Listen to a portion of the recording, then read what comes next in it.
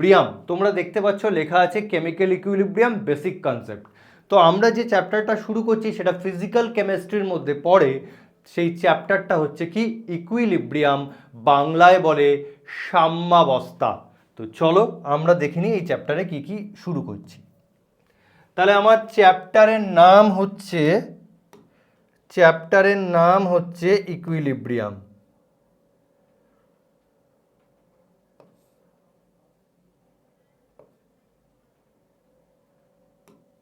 চল, চ্যাপ্টারের নাম হচ্ছে আমার ইকুইলিব্রিয়াম। হাতের লেখা খুব খারাপ, ওকে, একটু বুঝে নিতে হবে। চ্যাপ্টারের নাম হচ্ছে ইকুইলিব্রিয়াম, বাংলায় বলে সাম্যাবস্থা। সবাই মন দিয়ে শোনো, এখন যখন কমেন্ট করতে বলবো তখন কমেন্ট করবে, এখন আর কেউ কমেন্ট করবে না, ঠিক আছে? প্রত্যেকের সাথেই আমার আস্তে আস্তে পরিচয় হবে। আজকের ফার্স্ট দিন, কয়েকজনের সাথে পরিচয় হলো। যারা রেগুলার ক্লাস করবে তাদের সাথে আমার কিন্তু আপনি পরিচয় গড়ে উঠবে, একটা ভালো সখ্যতা গড়ে উঠবে, ঠিক আছে? তো ইকুইলিব্রিয়ামের বাংলা হচ্ছে কি সাম্যাবস্থা। ইকুইলিব্রিয়ামকে আমরা দুটো পার্টে ভাগ করতে পারি। একটাকে আমরা বলছি কেমিক্যাল ইকুইলিব্রিয়াম। কেমিক্যাল ইকুইলিব্রিয়ামের বাংলা কি? কেমিক্যাল ইকুইলিব্রিয়ামের বাংলা হচ্ছে রাসায়নিক সাম্যাবস্থা। আর একটা আমি বলতে পারি আয়নিক ইকুইলিব্রিয়াম।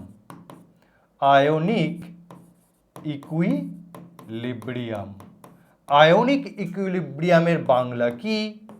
আয়নীয় সাম্যাবস্থা।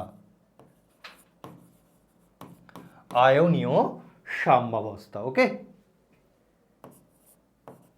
আয়নীয় সাম্যাবস্থা। এই দুটো জিনিস আমাকে ইকুইলিব্রিয়াম চ্যাপ্টারে পড়তে হবে। এই দুটো টপিক, একটা হচ্ছে কেমিক্যাল ইকুইলিব্রিয়াম আর একটা হচ্ছে আয়নিক ইকুইলিব্রিয়াম। এই দুটো টপিক আমাকে এই সাম্যাবস্থা চ্যাপ্টারে পড়তে হবে বা ইকুইলিব্রিয়াম চ্যাপ্টারে আমাকে পড়তে হবে। প্রথমে আমরা শুরু করব কেমিক্যাল ইকুইলিব্রিয়াম, দেন আমরা পড়ব আয়নিক ইকুইলিব্রিয়াম। এই দুটো ইকুইলিব্রিয়াম স্টাডি করলে আমাদের ইকুইলিব্রিয়াম চ্যাপ্টারটি কমপ্লিট হবে। তো চলো ফার্স্টে আমরা স্টাডি করব কেমিক্যাল ইকুইলিব্রিয়াম। ফার্স্টে আমরা পড়া স্টার্ট করব কেমিক্যাল ইকুইলিব্রিয়াম, এবং তোমরা দেখো যে থাম্বনেলে আমার লেখা আছে chemical equilibrium basic concept. Sir আমি বিভাস শোকেশ, ঠিক আছে? চলো এখন মন দিয়ে ক্লাসটাকে শোনো, ওকে? যেখানে আমি বলবো বুঝতে পেরেছো কমেন্ট করে জানাও, তখন তোমরা জানাবে যে বুঝতে পেরেছো না কোথাও কোনো অসুবিধা আছে। চলো স্টার্ট করি।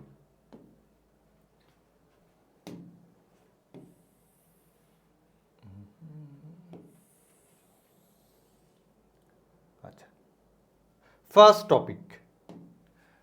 টপিক দেখো আমাদের চলে এসছে ইররিভার্সিবল অ্যান্ড রিভার্সিবল রিয়াকশন।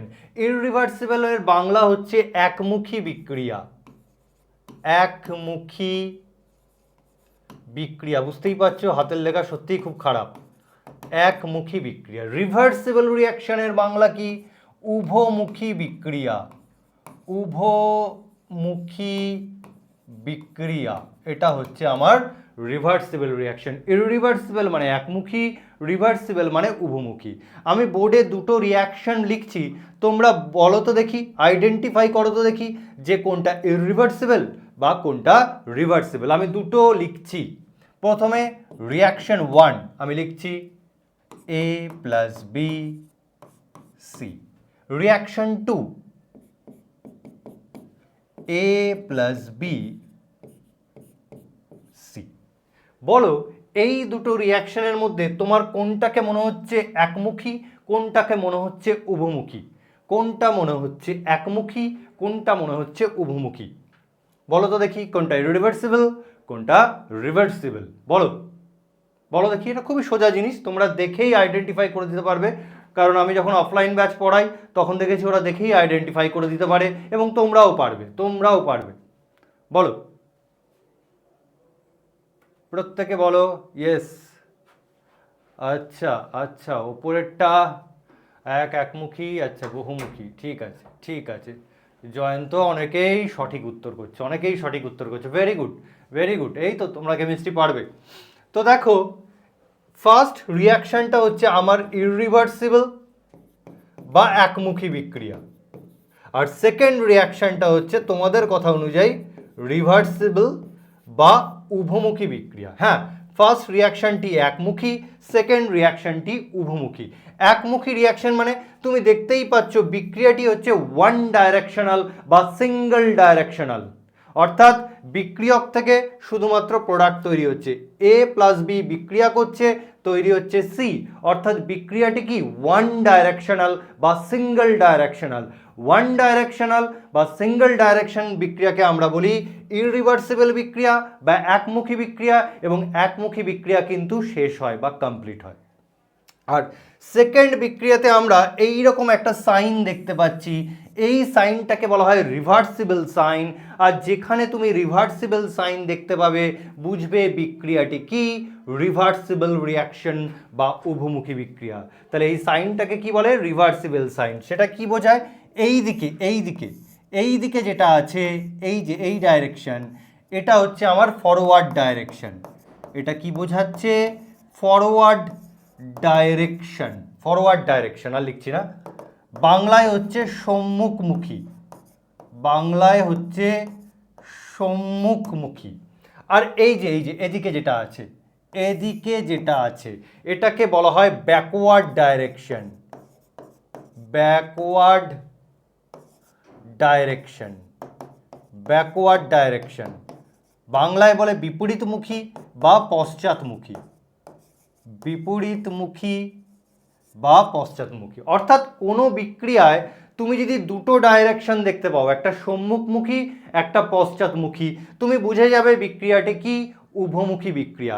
অ্যাকচুয়ালি উভমুখী বিক্রিয়ায় কি হয়, দুটো বিক্রিয়ক পদার্থ বিক্রিয়া করে, দুটি বিক্রিয়ক পদার্থ বা রিয়াক্ট্যান্ট বিক্রিয়া করে যে প্রোডাক্ট তৈরি করে, সেই প্রোডাক্ট আবার যখন পুনরায় বিক্রিয়ক পদার্থটাকে তৈরি করে তখন সেই বিক্রিয়াটিকে বলা হয় উভমুখী বিক্রিয়া।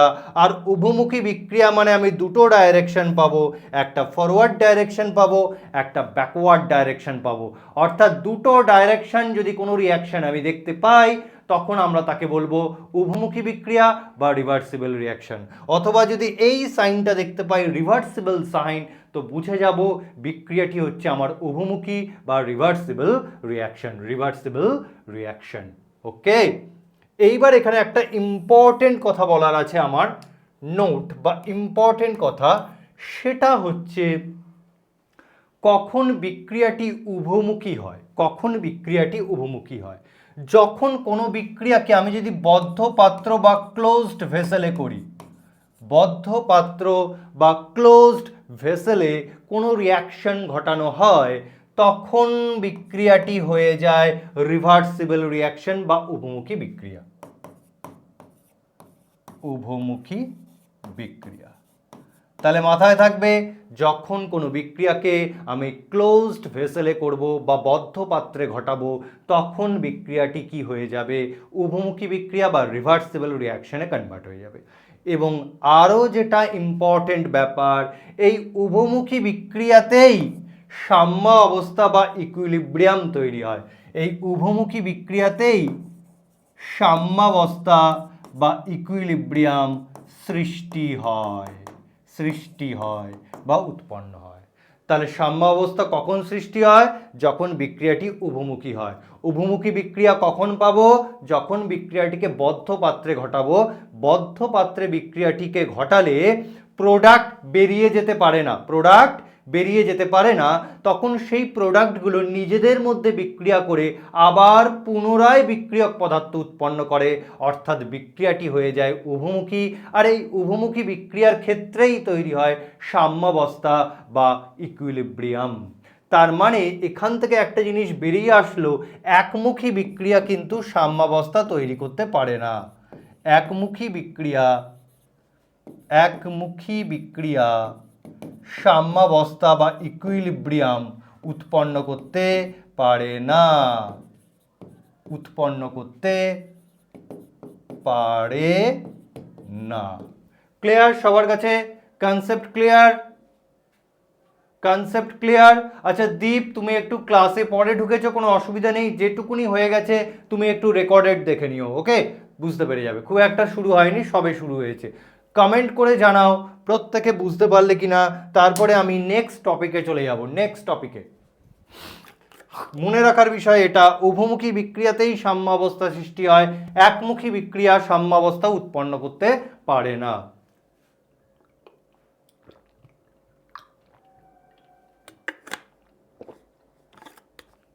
নোট তোমরা একটু পরে করে নেবে, নোট তোমরা দরকার হলে রেকর্ডেড ভিডিও দেখে করে নেবে, বা পরে এই পিপিটিগুলো তোমাদের কাছে চলে যাবে, তোমরা তখন নোট করে নেবে। সোমনাথ মাঝি তোমার নাম বললাম, ঠিক আছে? হুম, পিপিটি যাবে, পিপিটি যাবে, সেখান থেকে নোট করে নিও, পিপিটি যাবে, পিপিটি যাবে, তোমরা সেখান থেকে নোট করে নিও। চলো নেক্সট টপিক। প্রত্যেকেই বুঝতে পেরেছে, মিতালি খাতুন, সঞ্জীব, রাজারাম, মধুশ্রী, আত্রেয়, প্রান্তিক, চলো সাহিল, ঠিক আছে? চলো নেক্সট। নেক্সট একটা কোশ্চেন দিয়ে আমি স্টার্ট করছি। এই কোশ্চেনটা অনেকবার পরীক্ষায় দিয়ে থাকে, আমাদের সময়ও আসতো, তো তোমাদের সময়ও আসতে পারে। আমার স্যার যখন পড়িয়েছিলেন ক্লাস 12-এ, তখন এইটাও ঠিক সেকেন্ড টপিক হিসাবেই এসেছিল, তো তোমাদের জন্য এটাকেই, এই কোশ্চেনটাকেই আমি সেকেন্ড টপিক করলাম। কঠিন ক্যালসিয়াম কার্বনেটকে, কঠিন মানে সলিড ক্যালসিয়াম কার্বনেটকে মুক্ত ও বদ্ধ পাত্রে আলাদাভাবে উত্তপ্ত করলে পৃথক ফল পাওয়া যায় কেন? তাহলে তাহলে লিখছি হয়ে, আচ্ছা পৃথক ফল পাওয়া যায় কেন? আচ্ছা, when solid calcium carbonate is heated, এটা আকাশ তোমার জন্য আমি ইংলিশে লিখে দিচ্ছি। when solid calcium carbonate is heated separately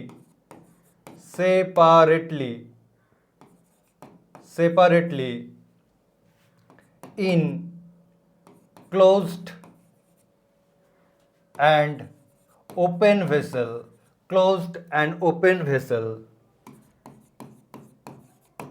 okay,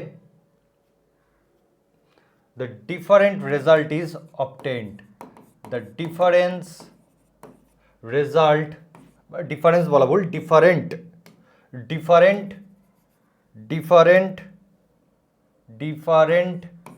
result is obtained.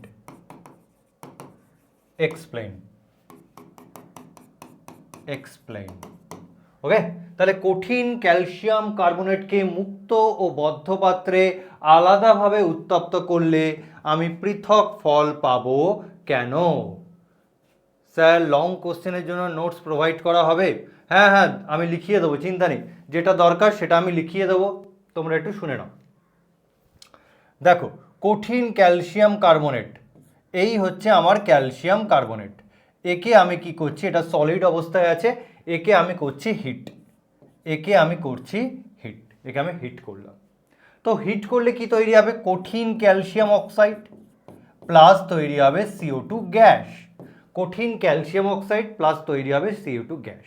এবার বিক্রিয়াটিকে যদি আমি মুক্ত পাত্রে ঘটাই বা ওপেন ভেসেলে ঘটাই, বিক্রিয়াটিকে যদি আমি মুক্ত পাত্রে ঘটাই, তাহলে এই বিক্রিয়াজাত CO2 গ্যাস, এই যে CO2 গ্যাস, এটা সিস্টেম থেকে বেরিয়ে যাবে, এই যে CO2 গ্যাস, এটা সিস্টেম থেকে বেরিয়ে যাবে। তার ফলে কি হবে? এই CO2 গ্যাস ক্যালসিয়াম অক্সাইডের সঙ্গে বিক্রিয়া করে পুনরায় CaCO3 উৎপন্ন করতে পারবে না। যদি CO2 গ্যাস সিস্টেম থেকে বেরিয়ে যায়, তাহলে এর সঙ্গে কি আর বিক্রিয়া করতে পারবে? না স্যার, পারবে না। যদি বিক্রিয়া করতে না পারে, তাহলে ও আর ক্যালসিয়াম কার্বনেট তৈরি করতে পারবে না, অর্থাৎ বিক্রিয়াটি কি হয়ে যাবে? একমুখী হয়ে যাবে। বিক্রিয়াটি কি হয়ে যাবে?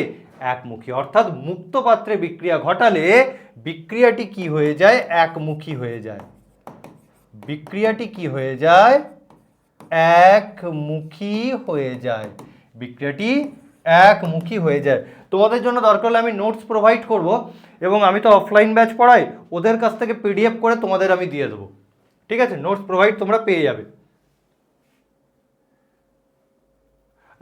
অনুপম, আমি তো কিছু এখানে হ্যাঁ ঠিক আছে অব্রদীপ, ওকে ঠিক আছে অনুপম, চিন্তা করার কথা নেই, আমি তো কিছু এখানে লিখিয়ে লিখিয়ে যাব। আর আরেকটা কথা আমি দেখব, হ্যাঁ আমি চেষ্টা করব, বলা ভুল, আমি করব। সেটা হচ্ছে আমি অফলাইন ব্যাচে যেটুকুনি পড়িয়েছি সেইটুকুনি একটা পিডিএফ আকারে করব, পিডিএফ আকারে করে তোমাদের দিয়ে দেবো, তোমাদের অ্যাপে আমি দিয়ে দেবো, তোমাদের দরকার হলে নোটস করে নেবে। ঠিক আছে স্যার, ডিপিপি দেবেন। আর ডিপিপি ওইভাবে আলাদা দেওয়া হবে না, কোন জায়গাটা তোমাদের কাজ থাকবে সেটা বই থেকে আমি পেজ নাম্বার বলে দেবো, তোমরা সেই কাজগুলো করে রাখবে, বা আমি এখানেই হোমওয়ার্ক দিয়ে দেবো, আমি এখানেই হোমওয়ার্ক দিয়ে দেবো, এখানেই হোমওয়ার্ক পেয়ে যাবে। ঠিক আছে, বইয়ের কোন পেজ থেকে কি কাজ করতে হবে তোমাদের অ্যাপে চলে আসবে, হোমওয়ার্কও দিয়ে দেবো, এবং বই থেকে কোনগুলো পড়তে হবে সেগুলোও বলে দেবো। চিন্তার কোনো কারণ নেই, মন দিয়ে ক্লাসটা করো। স্যার মুখপত্র কি?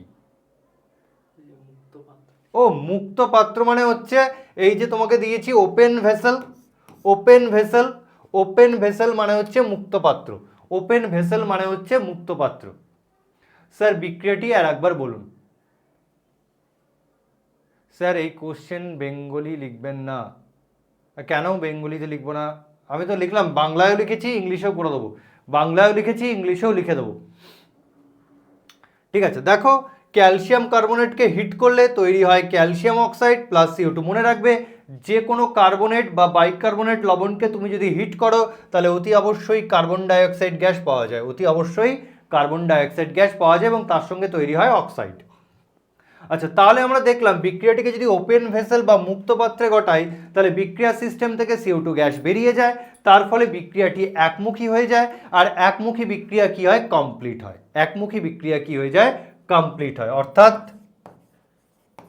অর্থাৎ বিক্রিয়াটি সম্পূর্ণ হয়, বিক্রিয়াটি সম্পূর্ণ হয়। আর আমরা জানি একমুখী বিক্রিয়ার ক্ষেত্রে সাম্যাবস্থা তৈরি হয় না। এবার যদি এটাকে বদ্ধ পাত্র বা ক্লোজড ভেসেলে বিক্রিয়াটি ঘটাই, বদ্ধ পাত্র বা ক্লোজড ভেসেলে বিক্রিয়াটি ঘটাই, তখন কি হয়? তখন কি হয়? তো ক্লোজড ভেসেলে যদি বিক্রিয়াটি ঘটায় তাহলে বিক্রিয়া সিস্টেম থেকে CO2 গ্যাস নির্গত হতে পারে না। যদি আমি বদ্ধ পাত্রে বিক্রিয়াটি ঘটাই তাহলে বিক্রিয়া সিস্টেম থেকে CO2 গ্যাস নির্গত হতে পারে না, তার ফলে এই CO2 গ্যাস অপর বিক্রিয়াজাত CaO এর সঙ্গে বিক্রিয়া ঘটায়, ঘটিয়ে পুনরায় CaCO3 গঠন করে, অর্থাৎ বিক্রিয়াটি উভমুখী হয়ে যায়, অর্থাৎ বিক্রিয়াটি উভমুখী হয়ে যায়। তাহলে কি দেখলাম? এই CO2 গ্যাস বেরোতে পারে না, তাই CO2 ক্যালসিয়াম অক্সাইডের সঙ্গে রিয়াকশন করে পুনরায় ক্যালসিয়াম কার্বনেট গঠন করে, অর্থাৎ বিক্রিয়াটি টু ডাইরেকশনাল হয়ে যায়, অর্থাৎ বিক্রিয়াটি উভমুখী হয়ে যায়। তাহলে বদ্ধ পাত্রে বিক্রিয়াটি ঘটালে বিক্রিয়াটি উভমুখী হয়ে যায়, আর উভমুখী বিক্রিয়া কখনো সম্পূর্ণ হয় না, কারণ বিক্রিয়াটি একবার এদিকে যাবে, একবার এদিকে আসবে, একবার এদিকে যাবে, একবার এদিকে আসবে, অর্থাৎ বিক্রিয়াটি কখনো সম্পূর্ণ হয় না। বিক্রিয়াটি কখনোই সম্পূর্ণ হয় না, এবং শেষ পর্যন্ত একটি সাম্যাবস্থার সৃষ্টি হয়, শেষ পর্যন্ত একটি সাম্যাবস্থা গঠিত হয়, সাম্যাবস্থা গঠিত, শেষ পর্যন্ত একটা সাম্যাবস্থা গঠিত হয়। স্যার আমার কাছে আছে এসএন দে, কেমিস্ট্রিতে তো এসএন দের কিছু নেই। আচ্ছা, তোমার ইংলিশে এসএন দে, আচ্ছা আকাশ গুপ্তা, ঠিক আছে যেটা আছে সেটাই করো, কি করি বলো তো, এটা একটা সমস্যা। আচ্ছা, explain the last part. Sir ভালো বুঝতে পেরেছি, ওকে ঠিক আছে সঞ্জীব। দেখো আমি বলছি, যখন আমি ক্লোজড ভেসেলে রিয়াকশনটা ঘটাবো তখন বিক্রিয়া সিস্টেম থেকে CO2 গ্যাস বেরিয়ে যেতে পারবে না। তো CO2 গ্যাস যদি বেরিয়ে যেতে না পারে তাহলে CO2 গ্যাস তখন কি করবে? তখন তা অপর প্রোডাক্ট ক্যালসিয়াম অক্সাইডের সঙ্গে রিয়াকশন করবে, করে ও আবার CaCO3 তৈরি করে দেবে, ও আবার CaCO3 তৈরি করে দেবে, অর্থাৎ বিক্রিয়াটি কি হয়ে যাবে? উভমুখী। বিক্রিয়াটি কি হয়ে যাবে? উভমুখী। কারণ বিক্রিয়াতে দুটো ডাইরেকশন দেখতে পাবো, একবার বিক্রিয়াটি এদিকে যাবে, আবার বিক্রিয়াটি এদিকে যাবে, অর্থাৎ বিক্রিয়াটি কি হয়ে যাবে, উভমুখী বা রিভার্সিবল। আর রিভার্সিবল বিক্রিয়া কখনোই শেষ হয় না, এবং রিভার্সিবল বিক্রিয়ার ক্ষেত্রে শেষ পর্যন্ত একটা সাম্যাবস্থা গঠিত হয়, শেষ পর্যন্ত একটা সাম্যাবস্থা গঠিত হয়। সবাই বুঝতে পেরেছো? ওকে, ঠিক আছে, ঠিক আছে।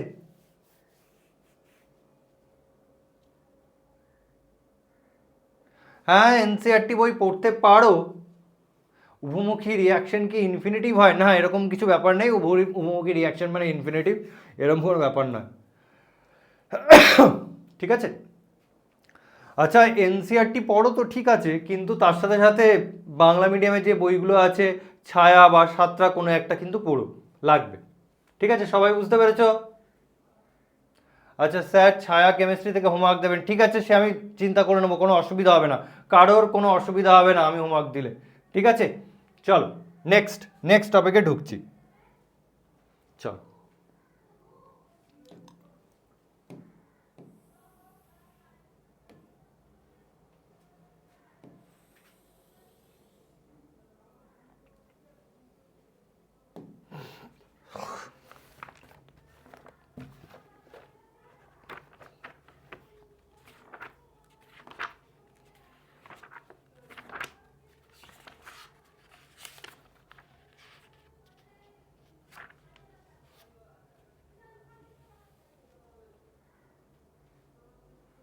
আচ্ছা এবার আমরা পড়ব কেমিক্যাল ইকুইলিব্রিয়াম বা রাসায়নিক সাম্যাবস্থা কি।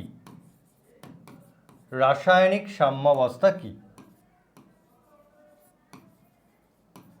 রাসায়নিক সাম্যাবস্থা বা কেমিক্যাল ইকুইলিব্রিয়াম কি?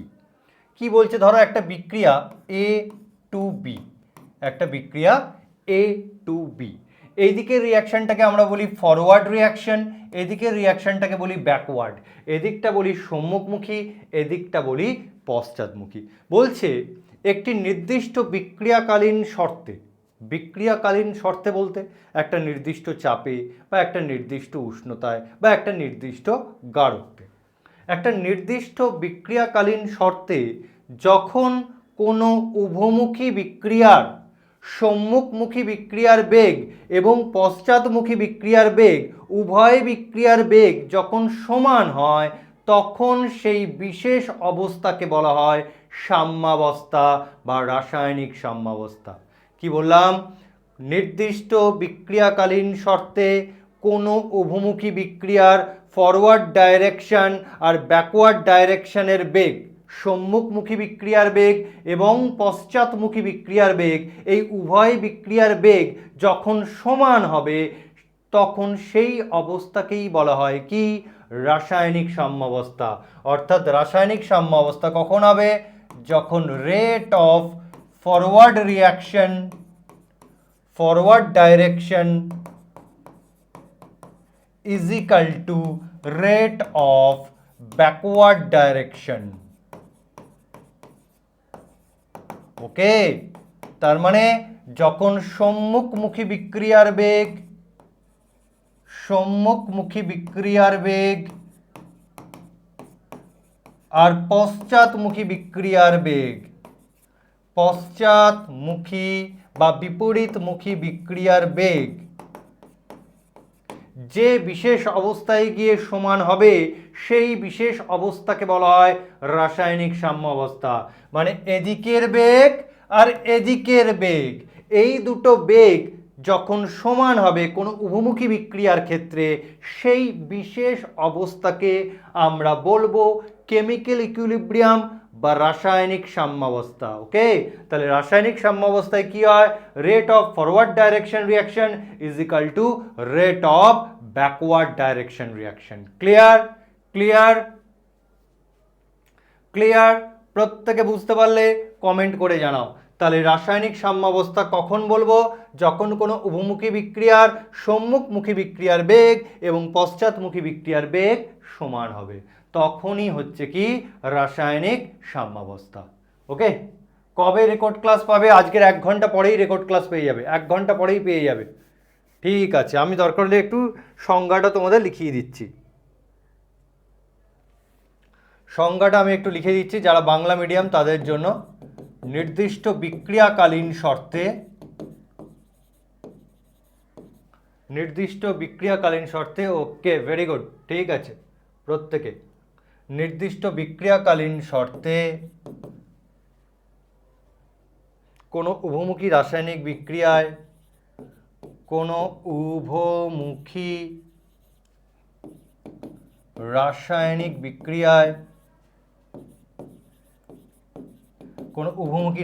বিক্রিয়ায় সম্মুখমুখী বিক্রিয়ার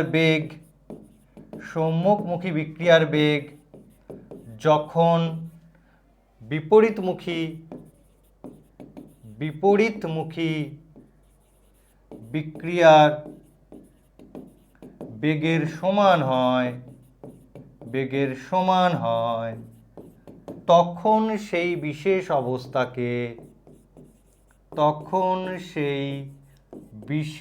অবস্থাকে রাসায়নিক সাম্যাবস্থা বলে, রাসায়নিক সাম্যাবস্থা বা কেমিক্যাল ইকুইলিব্রিয়াম বলে, রাসায়নিক সাম্যাবস্থা বলে। যারা ইংলিশ মিডিয়ামে পড়ছো তারা হয় এনসিইআরটি থেকে ডেফিনেশন দেখে নেবে বা তোমাদের যে রেসপেক্টিভ বই আছে সেখান থেকে ডেফিনেশন পেয়ে যাবে, হ্যাঁ পিডিএফে পাওয়া যাবে, এই নোটসগুলো পিডিএফে যাবে, হ্যাঁ ছায়া হবে, ছায়া ইংলিশ মিডিয়াম বইতে পেয়ে যাবে, খুব সুন্দর করে লেখা আছে। এবার সাম্যাবস্থায় পৌঁছালে কি ঘটে? যখনই রিয়াকশন সাম্যাবস্থায় পৌঁছে যায়, মানে যখন rate of forward direction is equal two rate of backward direction হয়, তখন বিক্রিয়ার প্রত্যেকটি বিক্রিয়ক আর বিক্রিয়াজাত পদার্থের গাঢ়ত্ব সময়ের সঙ্গে পরিবর্তন হয় না। ভালো করে মনে রাখবে, তাহলে একবার যদি বিক্রিয়াটি সাম্যাবস্থায় পৌঁছে যায় তখন বিক্রিয়ক আর বিক্রিয়াজাত পদার্থের গাঢ়ত্ব সময়ের সঙ্গে পরিবর্তিত হয় না, অর্থাৎ গাঢ়ত্ব কিন্তু পরিবর্তিত হয় না। বা ধরো কোনো একটা কালার আসলো, তো সাম্যাবস্থায় কোনো কালার কিন্তু পরিবর্তিত হয় না, অর্থাৎ ধরো কোনো একটা বিক্রিয়াতে যে কালারটা আসলো সেই কালারটা চেঞ্জ হচ্ছে না, তখন তুমি বুঝে যাবে বিক্রিয়াটি সাম্যাবস্থায় রিচ করে গেছে। বা যে গাঢ়ত্বে আছে সেই গাঢ়ত্বটা চেঞ্জ হচ্ছে না, তখন তুমি বুঝে যাবে বিক্রিয়াটি সাম্যাবস্থায় পৌঁছে গেছে। বা বিক্রিয়ায় যদি কোনো গন্ধ উৎপন্ন হয়, সেই গন্ধের কোনো চেঞ্জ হচ্ছে না, তখনই তুমি বুঝে যাবে বিক্রিয়াটি সাম্যাবস্থায় পৌঁছে গেছে। অর্থাৎ বিক্রিয়াটি যখন সাম্যাবস্থায় পৌঁছায় তখন অবজারভেবল প্রপার্টি যেমন গাঢ়ত্ব, গন্ধ, বর্ণ এইগুলোর কি হয়? পরিবর্তন হয় না। তাহলে বিক্রিয়াটি যখন সাম্যাবস্থায় পৌঁছায় তখন অবজারভেবল প্রপার্টিজ যেমন গন্ধ, বর্ণ, গাঢ়ত্ব এইগুলোর কোনো পরিবর্তন হয় না। ক্লিয়ার? ওকে, ক্লিয়ার। ডেফিনেশনটা আলাদা আছে। ডেফিনেশন কি আছে? সাতটা বইতে আলাদা তো কিছু থাকবে না, এই জিনিসটা সবসময় থাকবে যে সম্মুখমুখী বিক্রিয়ার বেগ আর বিপরীতমুখী বিক্রিয়ার বেগের কি হবে? সমান হবে। এর বাইরে তো আর কিছু আলাদা থাকতে পারে না। সাম্যাবস্থা জিনিসটা কি এক্ষুনি তো বললাম কৌশিক। সাম্যাবস্থা মানে হচ্ছে যখন কোনো বিক্রিয়ার সম্মুখমুখী বিক্রিয়ার বেগ আর পশ্চাৎমুখী বিক্রিয়ার বেগের সমান হবে, অর্থাৎ একটা বিক্রিয়ার এদিকের বেগ আর এদিকের বেগ যখন সমান হবে তখন সেই বিশেষ অবস্থাকে বলা হয় সাম্যাবস্থা। আর যখন বিক্রিয়ার সাম্যাবস্থায় পৌঁছে যায় তখন গন্ধ, বর্ণ, গাঢ়ত্ব কোনোটিরই কি হয়? আর কোনো পরিবর্তন হয় না। গন্ধ, বর্ণ, গাঢ়ত্ব কোনোটিরই কোনো, হ্যাঁ বিক্রিয়া হার একই ব্যাপার। বিক্রিয়া বেগ আর বিক্রিয়া হার দুটোই এক জিনিস। বিক্রিয়া হার আর বিক্রিয়া বেগ দুটোই এক জিনিস। Please say the observation in English. ইংলিশে হচ্ছে কনসেন্ট্রেশন, কালার অ্যান্ড স্মেল বা অর্ডার, এই তিনটের কোনো চেঞ্জ হয় না। কনসেন্ট্রেশন, কালার অ্যান্ড অর্ডার এই তিনটের কোনো চেঞ্জ হয়ে যায় না যদি বিক্রিয়াটি ইকুইলিব্রিয়াম রিচ করে বা ইকুইলিব্রিয়ামে অ্যাটেইন করে। চলো নেক্সট টপিক।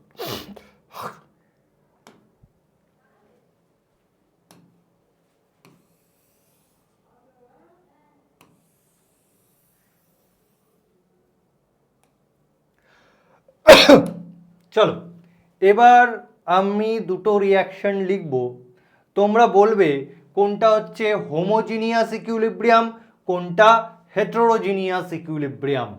দেখো হোমোজিনিয়াস ইকুইলিব্রিয়ামের বাংলা হচ্ছে সমসত্ব। সমসত্ব বানান কি হবে রে? সমসত্ব সাম্যাবস্থা। সমসত্ব সাম্যাবস্থা। আর হেটেরোজিনিয়াস ইকুইলিব্রিয়াম মানে অসমসত্ব সাম্যাবস্থা। ওকে, তাহলে আমি এবার দুটো সাম্যাবস্থা পড়বো, একটা হচ্ছে হোমোজিনিয়াস, একটা হচ্ছে হেটেরোজিনিয়াস। হোমোজিনিয়াস ইকুইলিব্রিয়াম কি? চল একটা এক্সাম্পল দিলেই তোরা বুঝতে পারবি। ধর আমি একটা নিচ্ছি N2 3H2 2NH3 এইটা, আর একটা লিখছি ক্যালসিয়াম কার্বনেট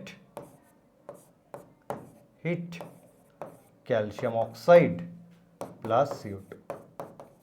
এবার বল কোনটা হোমোজিনিয়াস। দেখ এই বিক্রিয়াতে তুই ভালো করে দেখ, বিক্রিয়ক এবং বিক্রিয়াজাত একই ফেজে আছে বা একই দশায় আছে।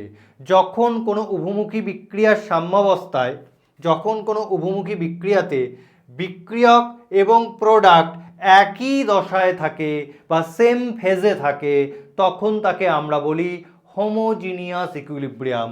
আর যখন ডিফারেন্ট ফেজে থাকে, এক্ষেত্রে দেখ, এক্ষেত্রে রিঅ্যাক্ট্যান্ট সলিড স্টেটে আছে আর প্রোডাক্ট দুটোর মধ্যে একজন সলিড স্টেটে আছে, একজন গ্যাস স্টেটে আছে বা গ্যাসিয়াস স্টেটে আছে। তাহলে এক্ষেত্রে বিক্রিয়ক আর বিক্রিয়াজাত একই দশায় বা সেম ফেজে কি আছে? না স্যার, সেম ফেজে এরা নেই। সেম ফেজে এরা নেই মানে এরা হচ্ছে হেটেরোজিনিয়াস। আর এরা প্রত্যেকেই গ্যাসীয় দশায় আছে বা গ্যাসিয়াস ফেজে আছে, তাই এরা হচ্ছে কি হোমোজিনিয়াস ইকুইলিব্রিয়াম। স্টেট চেঞ্জ হয়, একই দশায় থাকবে। Very good, very good. First homogeneous, second heterogeneous. Very good, বুঝতেই পারছো।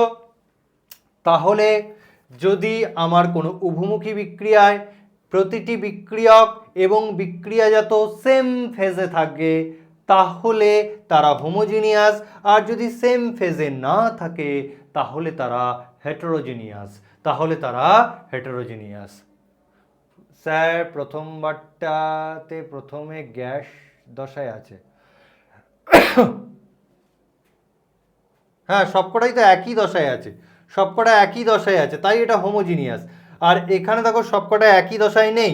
দেখো সলিড সলিড গ্যাস, তাহলে একই দশায় থাকতে গেলে কি করতে হবে? সলিড সলিড সলিড হতে হবে, অথবা গ্যাস গ্যাস গ্যাস হতে হবে, তবেই আমি এটাকে হোমোজিনিয়াস বলতে পারবো। এখানে দেখো প্রত্যেকে একই দশায় নেই, প্রত্যেককে একই দশায় থাকতে হবে। প্রত্যেকে যদি একই দশায় থাকে তাহলে হোমোজিনিয়াস, আর প্রত্যেকে যদি একই দশায় না থাকে তাহলে তারা হেটেরোজিনিয়াস। ওকে, বুঝতে পারলে কমেন্ট করে জানাও। দেখো আমি বারবার এক কথা বলছি, প্রত্যেকে একই দশায় আছে। এখানে দেখো প্রত্যেকে গ্যাসীয় দশায় আছে, মানে সেম ফেজে আছে। সেম ফেজে থাকলে হোমোজিনিয়াস। আর নিচেরটায় দেখো দুজন সলিড স্টেটে আছে, একজন গ্যাসিয়াস স্টেটে আছে, অর্থাৎ এরা সেম ফেজে নেই। সেম ফেজে না থাকলে হেটেরোজিনিয়াস। ওকে, তাহলে এক্ষেত্রে হোমোজিনিয়াস মানে সেম ফেজে থাকবে, হেটেরোজিনিয়াস মানে সেম ফেজে থাকবে না, ওকে, ডেফিনেশনটা একটু বই থেকে পড়ে নিস। স্যার টু দেখায় একই দশা। সোমনাথ, তোর কথাটা বুঝতে পারলাম না, কি বলতে চাইছিস। এখানে দেখ প্রত্যেকেই গ্যাসিয়াস স্টেটে আছে, কিন্তু এখানে প্রত্যেকে কিন্তু এক স্টেটে নেই। এটা গ্যাস, এটা সলিড। যদি এটাকে হোমোজিনিয়াস হতে হতো তাহলে এটাকেও সলিড হতে হতো, প্রত্যেককে সলিড হতে হতো। কিন্তু যেহেতু এখানে তিনজনের মধ্যে একজন গ্যাস হয়ে গেছে, তাই এটা heterogeneous. Thank you Sanjib. Okay, সমসত্ব মানে হোমোজিনিয়াস, সমসত্ব মানে সবাই একই জায়গায় থাকবে, একই ফেজে থাকবে, সেটা হচ্ছে সমসত্ব। অসমসত্ব মানে একই ফেজে থাকবে না, সেটাই হচ্ছে অসমসত্ব। সমসত্ব মানে একই ফেজে থাকবে, একই ফেজে, এই যে লিখে দিয়েছি। সমসত্ব মানে হোমোজিনিয়াস, সবাই একই জায়গায় থাকবে, একই জায়গায় দাঁড়িয়ে আছে, সেটা হচ্ছে সমসত্ব। চলো, ওকে, এইগুলো খুব সোজা জিনিস, এগুলোর মধ্যে এমন কিচ্ছু নেই।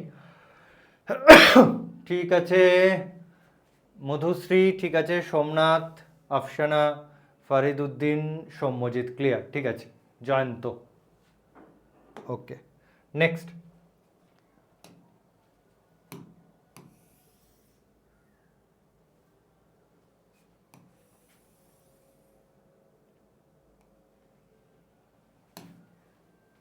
চল, এইবার পড়বো রাসায়নিক সাম্যাবস্থার বৈশিষ্ট্য, ক্যারেক্টারিস্টিক্স। আচ্ছা আকাশ, বা যারা ইংলিশ মিডিয়ামে আছিস তারা তোদের রেসপেক্টিভ বইগুলো নিয়ে বসিস, দাগিয়ে নিবি, ক্যারেক্টারিস্টিক্স অফ কেমিক্যাল ইকুইলিব্রিয়াম, কারণ সব তো আমি ইংলিশে লিখে দিতে পারবো না, তোরা একটু বইগুলোকে নিয়ে বসিস পাশে। কেমিক্যাল ইকুইলিব্রিয়াম, ওকে, রাসায়নিক সাম্যাবস্থার বৈশিষ্ট্য, সাম্যাবস্থার বৈশিষ্ট্য, characteristics of chemical equilibrium, characteristics of chemical equilibrium. First point কি বলছে? ফার্স্ট পয়েন্ট বলছে সাম্যাবস্থায় বিরাজিত কোনো রাসায়নিক বিক্রিয়ার শর্তাবলী, যেমন চাপ, উষ্ণতা, গাঢ়ত্ব যদি অপরিবর্তিত থাকে, তাহলে সেই সাম্যাবস্থার কোনো পরিবর্তন হয় না, সেই সাম্যাবস্থার কোনো পরিবর্তন হয় না। স্যার খুব একটা সমস্যা হয় না। অ্যাকোয়াস মানে হচ্ছে জলীয় দ্রবণ, AQ মানে হচ্ছে জলীয় দ্রবণ, AQ মানে হচ্ছে জলীয় দ্রবণ, এরকম যদি লেখা থাকে AQ মানে হচ্ছে জলীয় দ্রবণ, জল বোঝাচ্ছে, অ্যাকোয়াস, AQ মানে হচ্ছে অ্যাকোয়াস, অ্যাকোয়াস মানে জল, অ্যাকোয়াস মানে জল। আর যদি L লেখা থাকে, L লেখা থাকে বুঝবে লিকুইড, পিওর লিকুইড, L মানে হচ্ছে পিওর লিকুইড। চলো, তাহলে কি বলছে? সাম্যাবস্থায় বিরাজিত কোনো বিক্রিয়ার, সাম্যাবস্থায় বিরাজিত কোনো বিক্রিয়ার, অর্থাৎ কোনো একটা বিক্রিয়া সাম্যাবস্থায় পৌঁছে গেছে, কোনো একটা বিক্রিয়া সাম্যাবস্থায় পৌঁছে গেছে। এবার সাম্যাবস্থাকে নিয়ন্ত্রণ করে তিনটে শর্ত, চাপ, উষ্ণতা, গাঢ়ত্ব। এই চাপ বা উষ্ণতা বা গাঢ়ত্বের যদি পরিবর্তন করা হয়, তাহলে সেই সাম্যাবস্থা পরিবর্তিত হয়ে যাবে।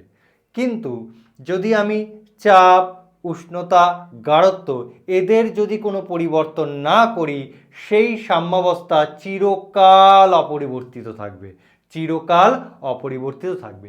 এবং সেই কথাটাই ফার্স্ট পয়েন্টে বলা আছে, যে কোনো একটা রাসায়নিক বিক্রিয়া যদি একবার সাম্যাবস্থায় পৌঁছে যায়, আমি যদি মানে কোনো একটা রাসায়নিক বিক্রিয়া যদি একবার সাম্যাবস্থায় পৌঁছে যায়, তারপর যদি আমি চাপ, উষ্ণতা বা গাঢ়ত্ব এই তিনটের কোনোরূপ পরিবর্তন না করি, তাহলে ওই সাম্যাবস্থা চিরকাল অপরিবর্তিত থাকবে, সেই সাম্যাবস্থার কোনো পরিবর্তন হবে না। সাম্যাবস্থা কখন পরিবর্তন হবে? যখন আমি চাপ, উষ্ণতা আর গাঢ়ত্বের পরিবর্তন ঘটাবো। এই তিনটের যদি পরিবর্তন না ঘটাই, তাহলে সাম্যাবস্থার কোনো পরিবর্তন ঘটবে না। আর এই তিনটের যদি আমি পরিবর্তন ঘটাই, তাহলেই সাম্যাবস্থা কি হবে? পরিবর্তিত হবে। ক্লিয়ার? ক্লিয়ার?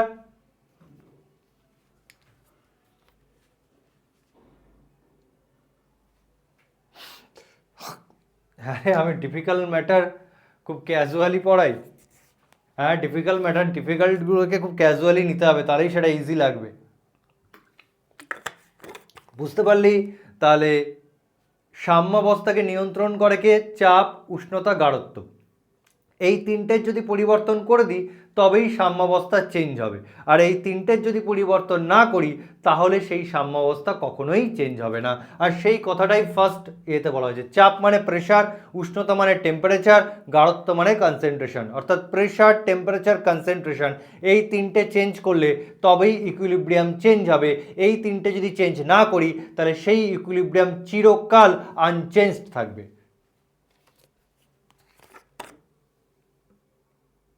হুম হুম হুম অপশান একদম। তুমি যদি শুধু চাপের পরিবর্তন ঘটাও, শুধু প্রেশার পরিবর্তন করো, তাহলেই সাম্যাবস্থা কি হয়ে যাবে, বিঘ্নিত হবে বা সাম্যাবস্থা চেঞ্জ হয়ে যাবে। তুমি যদি শুধু উষ্ণতার পরিবর্তন ঘটাও, তাতেও সাম্যাবস্থা চেঞ্জ হয়ে যাবে। তুমি যদি শুধু কনসেন্ট্রেশন বা গাঢ়ত্বের পরিবর্তন ঘটাও, তাহলেই সাম্যাবস্থা কি হয়ে যাবে, চেঞ্জ হয়ে যাবে। ওকে, ইয়েস ইয়েস, চাপ কমাও বাড়াও, উষ্ণতা কমাও বাড়াও, গাঢ়ত্ব কমাও বাড়াও, যাই করো না কেন সাম্যাবস্থা চেঞ্জ হবে। আর তুমি যদি কিছু না করো, হাত গুটিয়ে বসে থাকো, সাম্যাবস্থাও হাত গুটিয়ে বসে থাকবে, সে কিছুই করবে না, তার কোনো চেঞ্জ হবে না, তার কোনো চেঞ্জ হবে না। ওকে, ঠিক আছে, ঠিক আছে, সবাই বুঝতে পারলে কমেন্ট করো, তারপরে আমি সেকেন্ড পয়েন্টে যাব।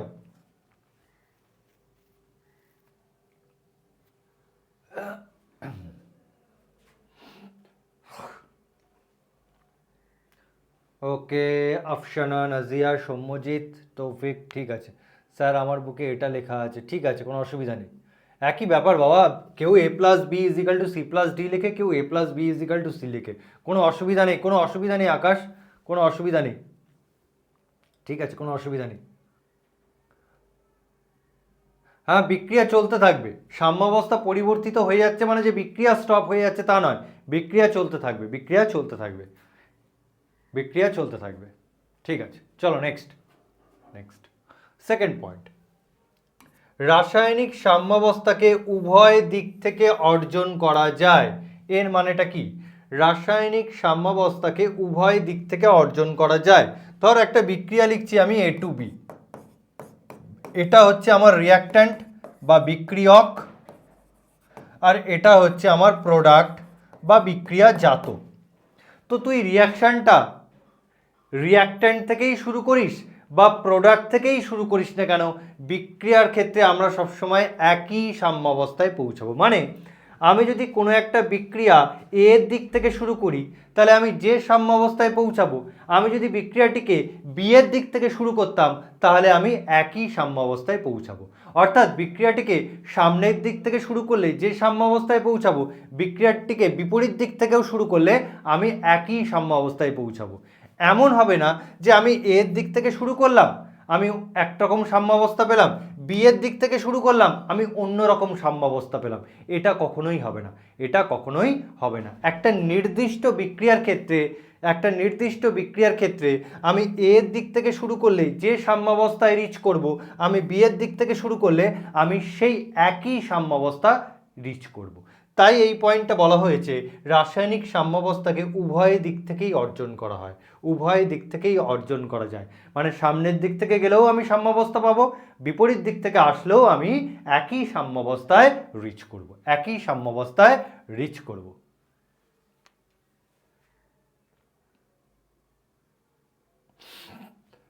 ঠিক আছে, ওকে, তাহলে বুঝতে পারলি?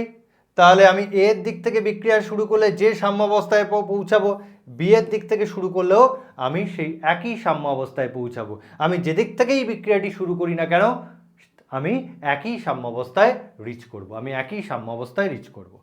ঠিক আছে, থ্যাংক ইউ সোমনাথ, জিশান। মোবাইলের ব্যাটারিতে উভমুখী সাম্যাবস্থা গঠিত হয়, এটা কি? হ্যাঁ, কিছু কিছু ব্যাটারি আছে যেখানে উভমুখী বিক্রিয়া ঘটে, উভমুখী বিক্রিয়া ঘটে, আর উভমুখী বিক্রিয়া ঘটালে সেখানে সাম্যাবস্থা আসতেই পারে, সাম্যাবস্থা আসতেই পারে। হ্যাঁ, তোরা একদম সেই ফিজিক্সে চলে যাচ্ছিস, এটা বাবা ফিজিক্স নয়, এটা কেমিস্ট্রি। ওকে, ঠিক আছে, সাম্যাবস্থা হলো বস্তুর ধর্ম। ঠিক আছে, তোরা যেটুকুনি বললাম সেটা বুঝতে পারলি কিনা বল, তারপর আমি নেক্সট টপিকে এগিয়ে যাব, নেক্সট টপিক মানে নেক্সট পয়েন্টে এগিয়ে যাব। আমি নতুন, আপনার নাম কি? আয়ুষ দাস। আরে আমার ক্লাস আগে কোনোদিন করিসনি? আমার নাম হচ্ছে চমক, দেখবি লেখা থাকে, দেখবি আমার ভিডিও আছে ক্লাস 11-এ, চমক স্যারের ভিডিও দেখবি লেখা আছে। আমি এতগুলো ক্লাস নিলাম, তারপরে তোদের আমি ম্যারাথন ক্লাস নিলাম 11-এ। সাম্য অবস্থা চেঞ্জ, এই কথাটা মানে কি? সাম্যাবস্থার চেঞ্জ মানে পরিবর্তন, সাম্যাবস্থার পরিবর্তন, সাম্যাবস্থার চেঞ্জ মানে সাম্যাবস্থার পরিবর্তন। আচ্ছা, একজন হাত তুলেছে, চল দেখি কি বলতে চাইছে।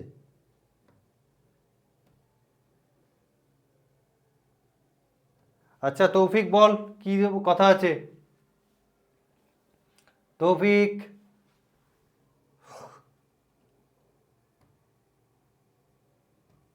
বল। জেইচ কি কথা,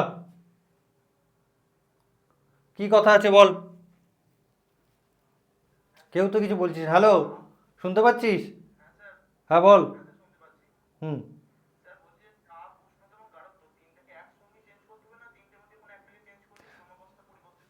যে কোনো একটাকে করলেই হয়ে যাবে, যে কোনো একটাকে করলেই হয়ে যাবে। তুই তিনটেকে করতেই পারিস, কিন্তু তিনটেকে করার দরকার পড়ে না, যে কোনো একটাকে করলেই চেঞ্জ হয়ে যাবে। ঠিক আছে, ওকে। চল পরে কথা বলবো, আর একজনের নেবো, আর আমিনা খাতুনের সাথে কথা বলছি, তারপরে পরে তোদের সাথে কথা হবে। বল আমিনা কি কথা আছে। আমিনা শুনতে পাচ্ছিস? আমিনা,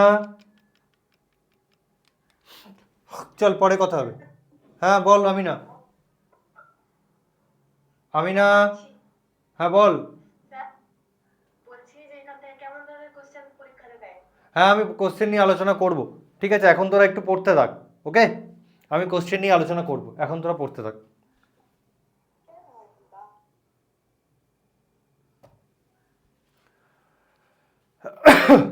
চল নেক্সট, নেক্সট পয়েন্টটা কিন্তু খুব ইম্পর্টেন্ট, এটা কিন্তু শর্ট কোশ্চেনে দেয় যে অনুঘটক বা ক্যাটালিস্ট কোনো রাসায়নিক বিক্রিয়ার সাম্যাবস্থাকে প্রভাবিত করতে পারে না।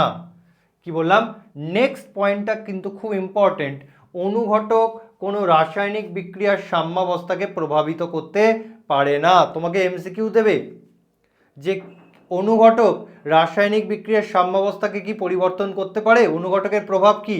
না, অনুঘটক কোনো রাসায়নিক বিক্রিয়ার সাম্যাবস্থাকে প্রভাবিত করতে পারে না। অনুঘটক কি বা ক্যাটালিস্ট কি?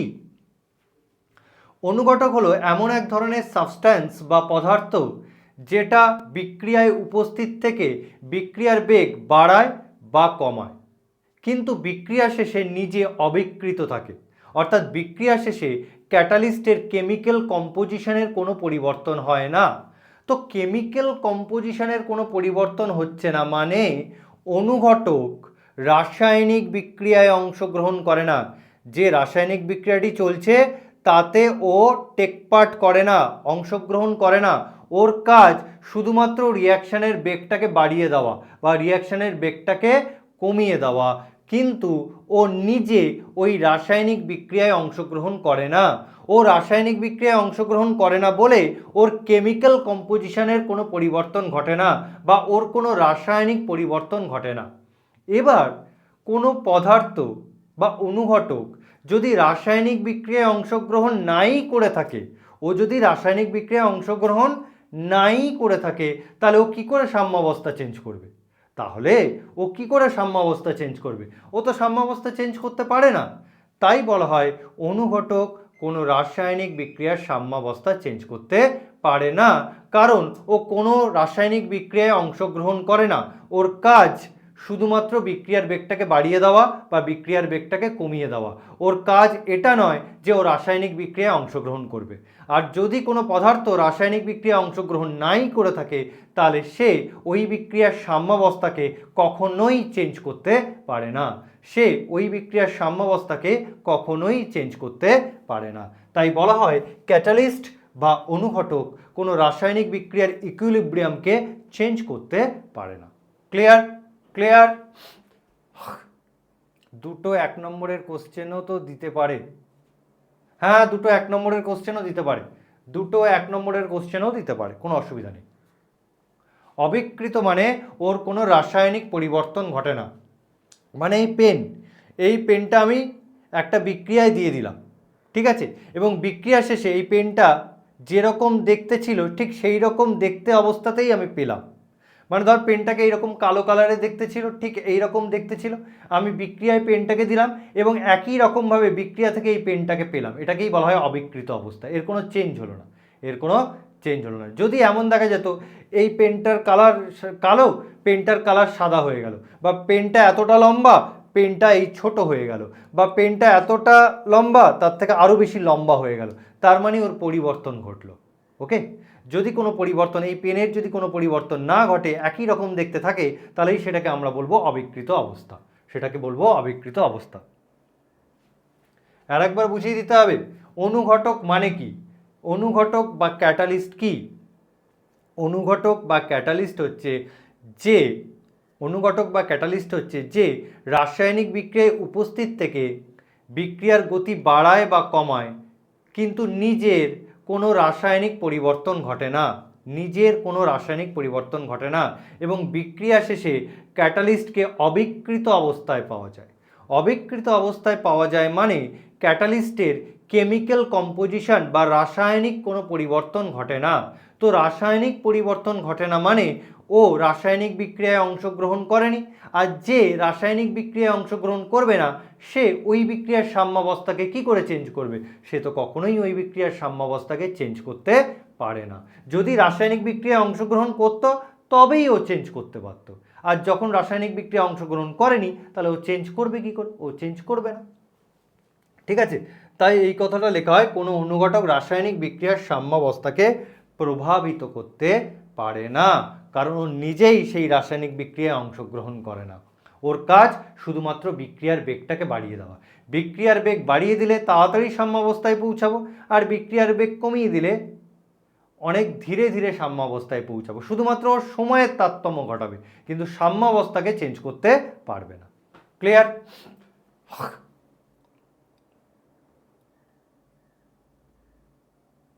অনুঘটক কিভাবে বেগ বাড়ায় বা কমায়?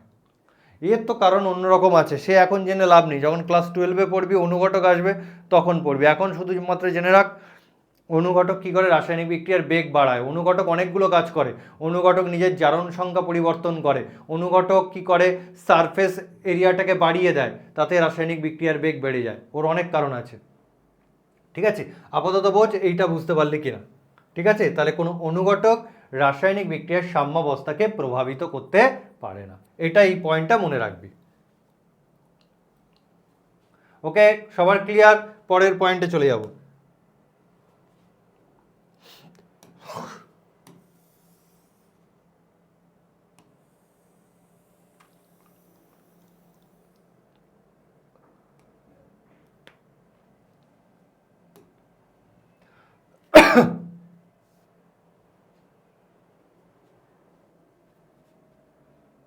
এই তো 4 দাগের পয়েন্ট, এই যে 4 দাগের point,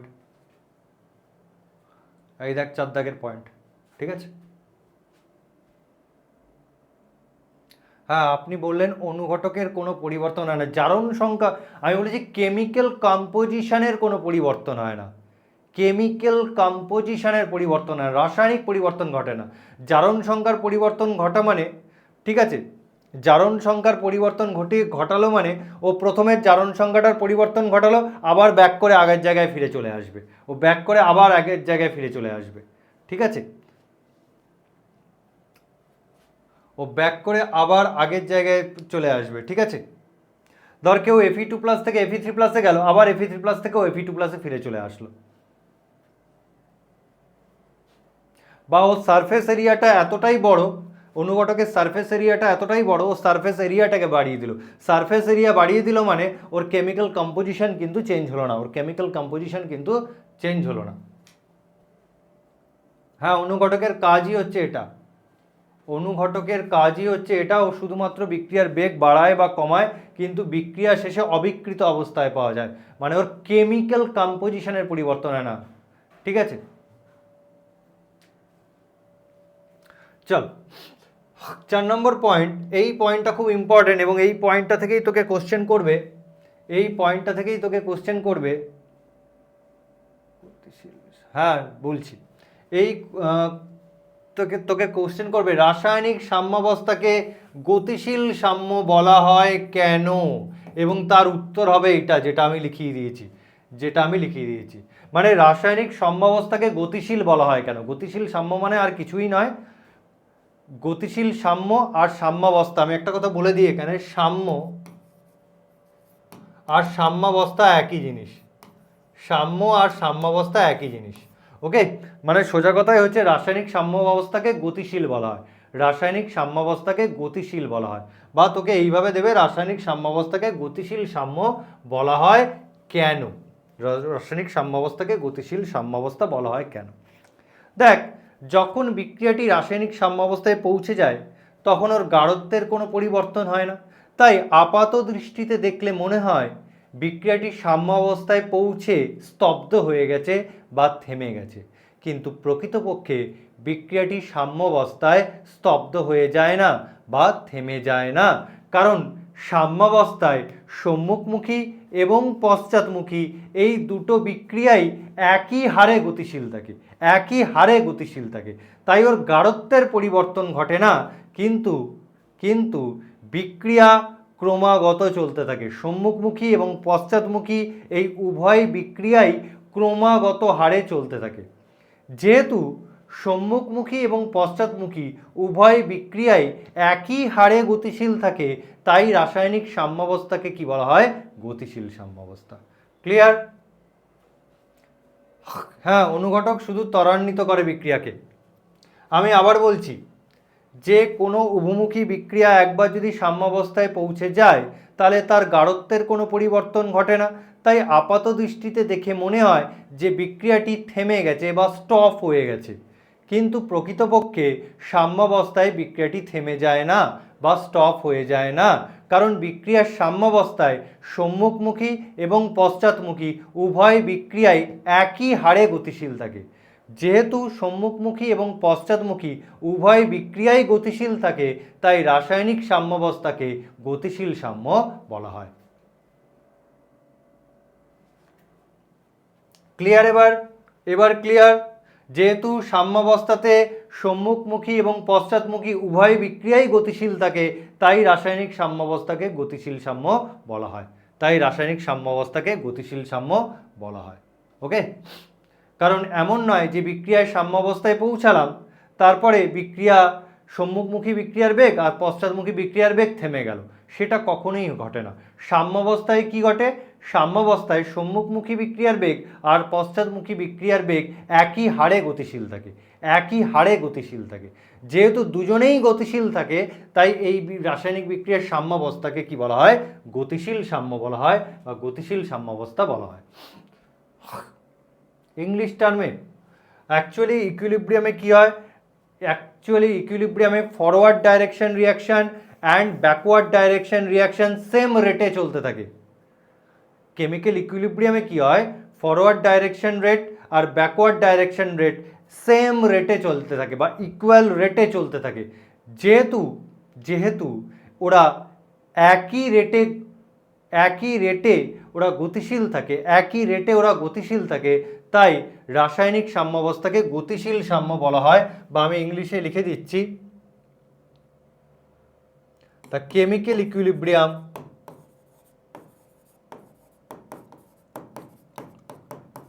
equilibrium is dynamic in nature. এই কথাটা লেখা আছে, dynamic in nature. Chemical equilibrium is dynamic in nature.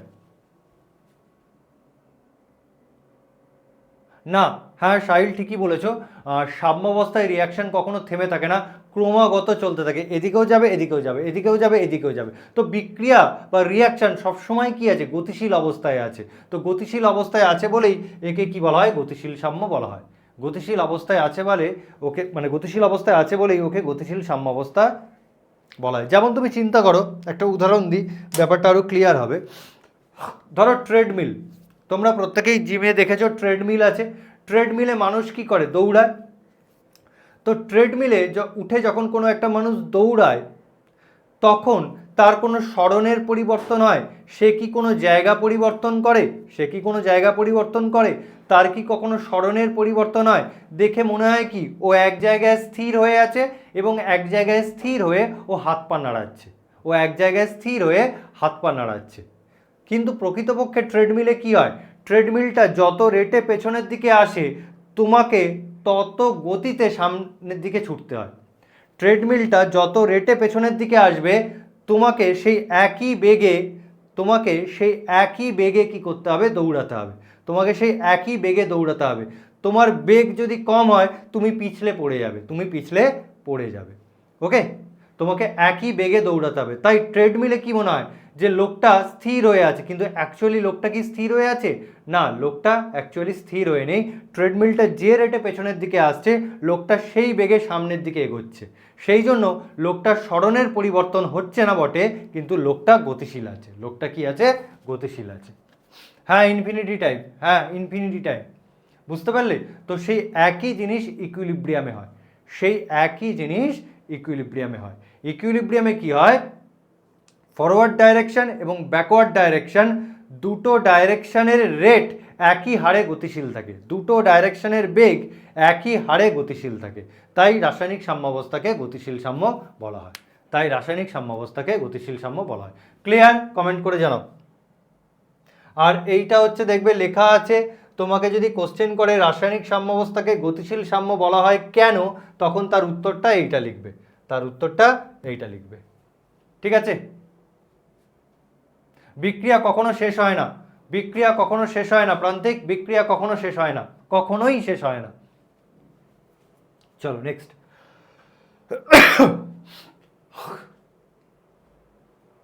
চলো এবার চলে আসি সক্রিয় ভর। স্যারের ক্লাস শেষ? কেমন চলছে? হ্যাঁ আছে মোটামুটি, প্রথম প্রথম তো সবাই থাকে।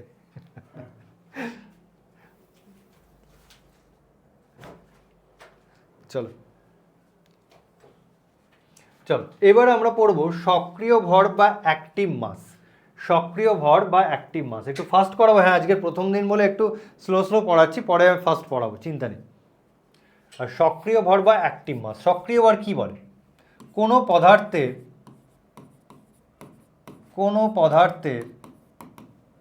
সক্রিয় ভর, কোনো পদার্থের সক্রিয় ভর বলতে ওই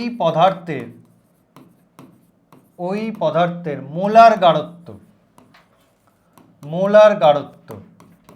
বা আণব গাঢ়ত্ব, এই ভাষাগুলো পাবে।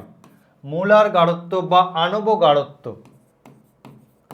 যাকে ইংলিশে বলে মোলার কনসেন্ট্রেশন। Molar concentration. তাহলে কোনো পদার্থের সক্রিয় ভর বলতে ওই পদার্থের মোলার গাঢ়ত্ব বা আণব গাঢ়ত্বকে বোঝায়। ওই পদার্থের মোলার গাঢ়ত্ব বা আণব গাঢ়ত্বকে বোঝায়।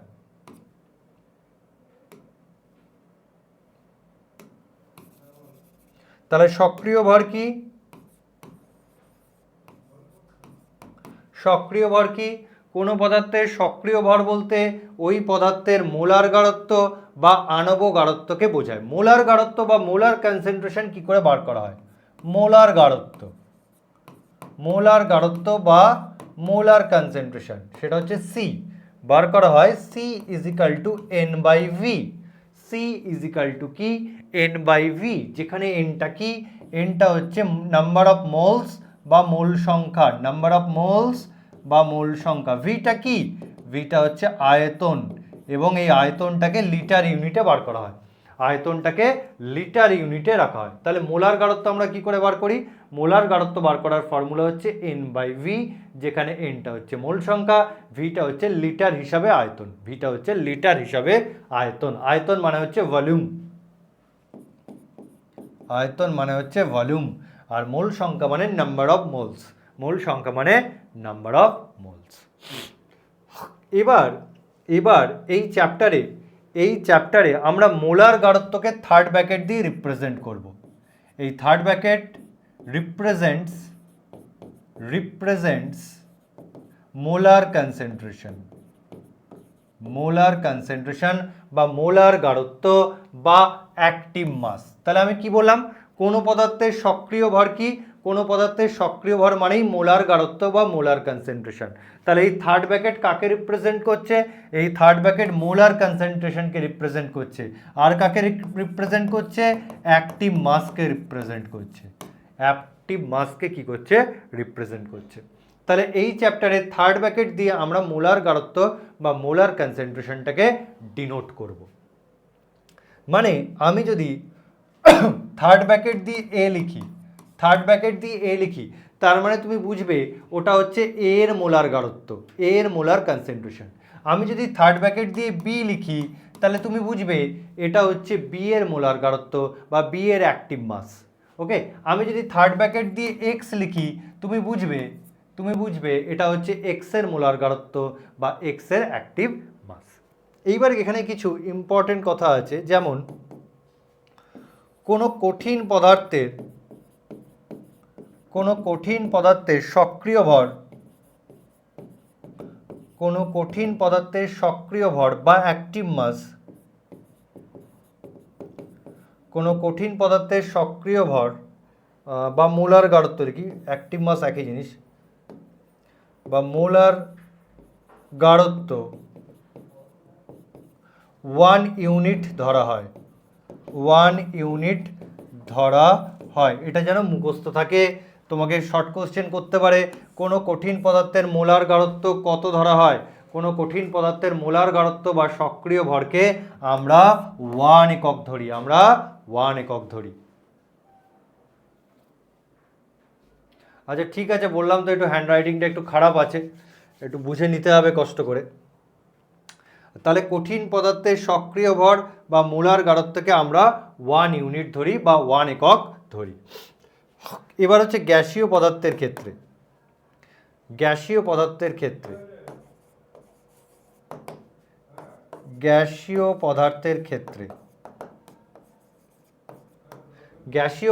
ক্ষেত্রে অনেক ক্ষেত্রে সক্রিয় ভরকে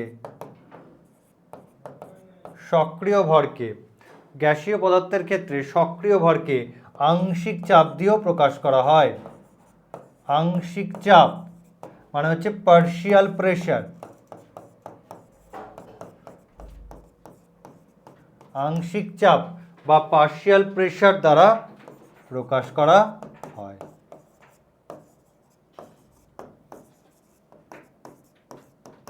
তাহলে আমি কি বললাম, কঠিন পদার্থের সক্রিয় ভর 1 ইউনিট ধরা হয়, গ্যাসীয় পদার্থের ক্ষেত্রে অনেক ক্ষেত্রে সক্রিয় ভরকে আংশিক চাপ বা পার্শিয়াল প্রেশার দ্বারাও প্রকাশ করা হয়। আর ইন জেনারেল কঠিন পদার্থে কোনো পদার্থের সক্রিয় ভরকে মোলার গারত্ব বা আণব গারত্ব বোঝায়। ওকে, তাহলে কি বললাম, ইন জেনারেল কোনো পদার্থের সক্রিয় ভর বলতে ওই পদার্থের মোলার গারত্বকে বোঝায়। মোলার গারত্ব বার করা হয়, ফর্মুলা হচ্ছে C=N/V। N হচ্ছে মোল সংখ্যা, V হচ্ছে লিটার হিসাবে ভলিউম। আর থার্ড ব্র্যাকেট দিয়ে আমরা মোলার কনসেন্ট্রেশন বা অ্যাক্টিভ মাসকে রিপ্রেজেন্ট করি। কঠিন পদার্থের সক্রিয় ভর 1 একক ধরা হয়, আর গ্যাসীয় পদার্থের ক্ষেত্রে অনেক ক্ষেত্রে সক্রিয় ভরকে আমরা আংশিক চাপ বা পার্শিয়াল প্রেশারের সাহায্যে প্রকাশ করি। আংশিক চাপ বা পার্শিয়াল প্রেশারের সাহায্যে প্রকাশ করি। পার্শিয়াল প্রেশার কি তোমরা জানো? আণব গারত্ব মানে হচ্ছে মোলার গারত্ব, মানে অণুর গারত্ব একই জিনিস। মোলার গারত্ব আর আণব গারত্ব এই দুটো কথা একই জিনিস। হ্যাঁ, আংশিক চাপটা বা পার্শিয়াল প্রেশার তোমরা পড়েছো, কোথায় পড়েছো? গ্যাস চ্যাপ্টারে পড়েছো, সেমিস্টার 1-এ।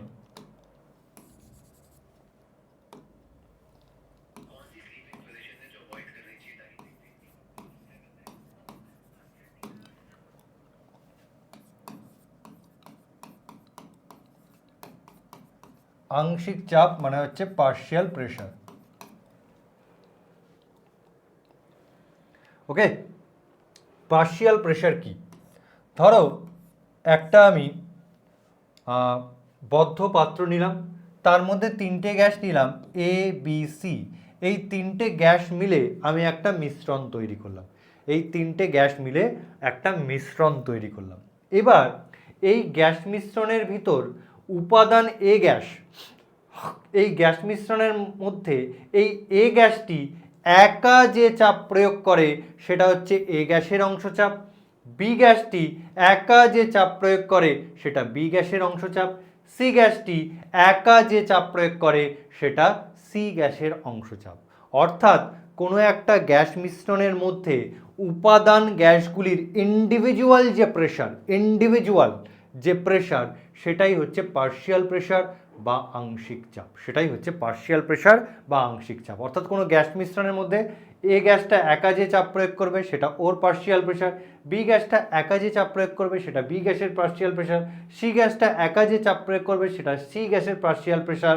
আর এই 3টে গ্যাসের আংশিক চাপের সমষ্টি is equal two total pressure.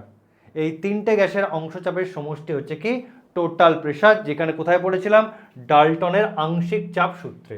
ডাল্টনের আংশিক চাপ সূত্রে পার্শিয়াল প্রেশারকে স্মল পি দিয়ে চিহ্নিত করা হয়।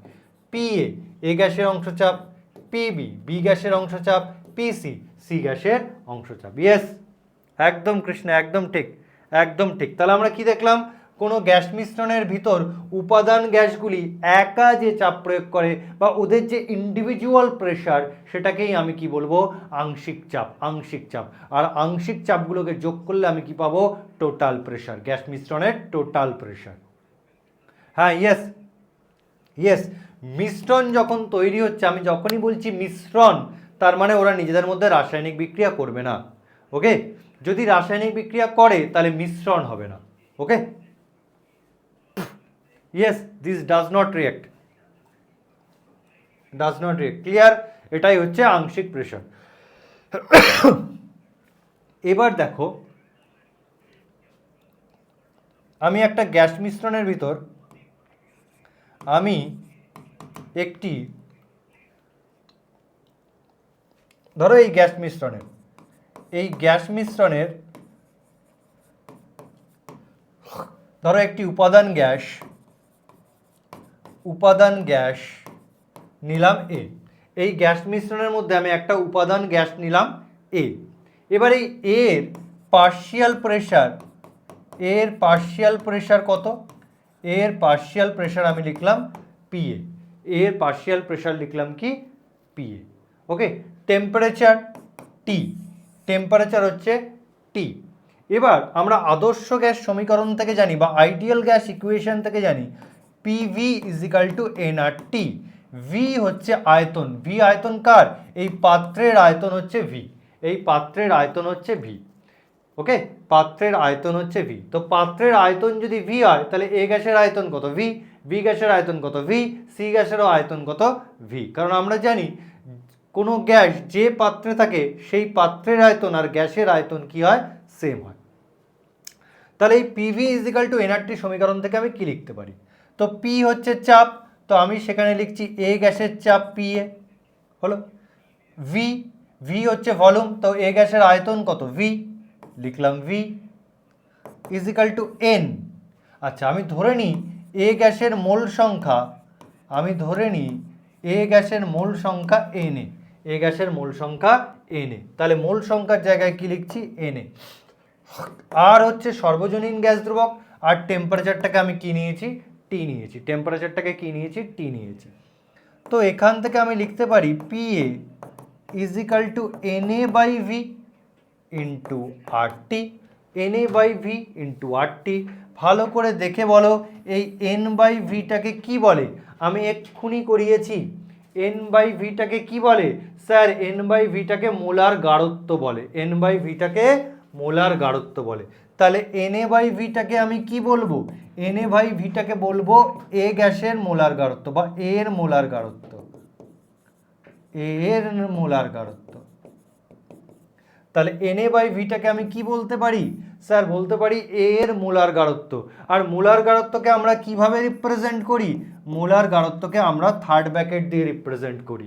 তার মানে এখানে আমি লিখতে পারি PA is equal to third ব্র্যাকেটে আরটি।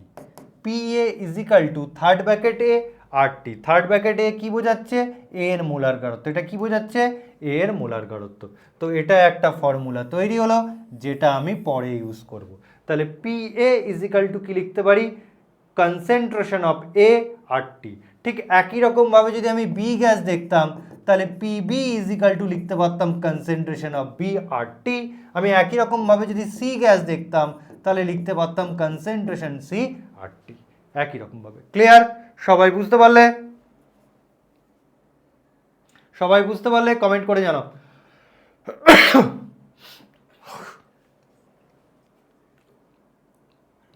তাহলে আমরা কি শিখলাম? ইন জেনারেল কোনো পদার্থের সক্রিয় ভর বলতে ওই পদার্থের মোলার গাঢ়ত্বকে বোঝায়। মোলার গাঢ়ত্ব বার করার ফর্মুলা হচ্ছে এন বাই ভি। কঠিন পদার্থের সক্রিয় ভর বা মোলার গাঢ়ত্ব 1 একক ধরা হয়। আর গ্যাসীয় পদার্থের ক্ষেত্রে সক্রিয় ভরকে আমরা অনেক সময় আংশিক চাপ দিয়েও প্রকাশ করে থাকি বা পার্শিয়াল প্রেশারের সাহায্যে প্রকাশ করে থাকি, এবং সেখান থেকে আমি একটা ফর্মুলা বার করলাম, সেটা হচ্ছে এটা। ওকে, চলো। হ্যাঁ, আদর্শ গ্যাস, অবভিয়াসলি আদর্শ গ্যাস। ঠিক আছে, চলো জয়ন্ত। আচ্ছা, আমি একটু এগিয়ে যাই। হেমন্ত, তুমি এটা রেকর্ডেড দেখে নিও, এটা এমন কিচ্ছু নেই, এটার মধ্যে এমন কিচ্ছু নেই। আর একবার তুমি যদি দেখো রেকর্ডেড ভিডিও, তাহলেই বুঝে যাবে। সক্রিয় ভর কি মূল ভগ্নাংশের উপর নির্ভর করে? হ্যাঁ, কেন করবে না? নিশ্চয়ই করে। স্যার আর কতক্ষণ পড়াবো? ঠিক আছে, আর 10-15 মিনিট পড়াবো, একটু মন দিয়ে শোনো। স্যার আর একবার প্লিজ। আচ্ছা দেখো, এখানে আমি বলেছিলাম একটা গ্যাস মিশ্রণ নিয়েছি, যে গ্যাস মিশ্রণটা ABC 3টে গ্যাস দিয়ে গঠিত। ওকে, তো এই গ্যাস মিশ্রণের মধ্যে একটা উপাদান গ্যাস আমি নিলাম A। ওকে, এই গ্যাসের পার্শিয়াল প্রেশার আমি ধরলাম PA, এবং এই গ্যাসের মোল ভগ্নাংশ ধরলাম Na, টেম্পারেচার ধরলাম আমি ক্যাপিটাল T, আর এই পাত্রের আয়তন হচ্ছে B, V। ওকে, তো আমরা আদর্শ গ্যাস সমীকরণ জানি কি? PV = nRT। তো প্রেশারের জায়গায় বসালাম PA, আর আয়তনটা কি নিয়েছি? আয়তনটা কি ধরেছি? V ধরেছি, তাই V এর জায়গায় V রাখলাম, = মোল সংখ্যার জায়গায় কি নিয়েছি? Na। দেখো, মোল সংখ্যা আমি ধরেছি Na, তাহলে n এর জায়গায় লিখলাম Na, আর টেম্পারেচারটাকে ধরেছি তো আমি T, তাহলে PA V = nRT। তাহলে PA = কি? Na/V। n/v-টাকে কি বলে? মোলার গাঢ়ত্ব বলে। n/v-টাকে কি বলে? এই দেখো n/v-টাকে কি বলে? মোলার গাঢ়ত্ব বলে।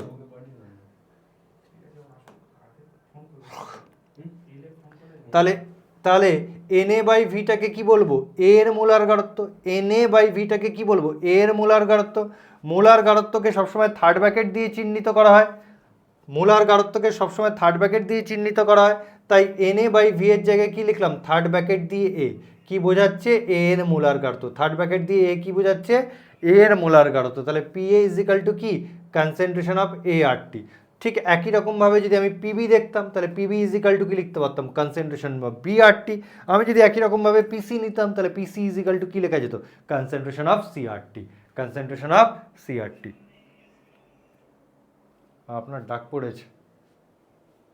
ডাক পড়েছে এইখানে এক্ষুনি।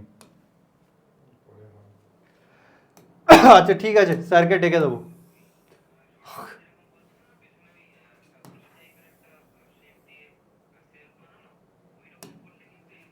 চলো, এবার আমরা পড়ব ভরক্রিয়ার সূত্র। হ্যাঁ, আমিনুস স্যারকে ঠিক লাস্টে ডাকবো, তোরা ওয়েট কর, আমিনুস স্যারকে ডাকবো।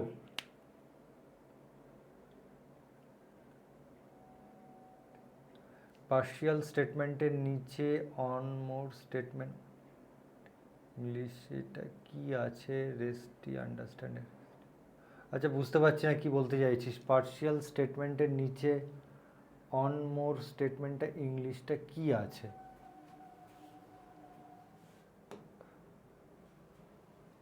ও, এটা হচ্ছে পার্শিয়াল প্রেশার। আচ্ছা, আমি দরকার হলে লিখে দিচ্ছি।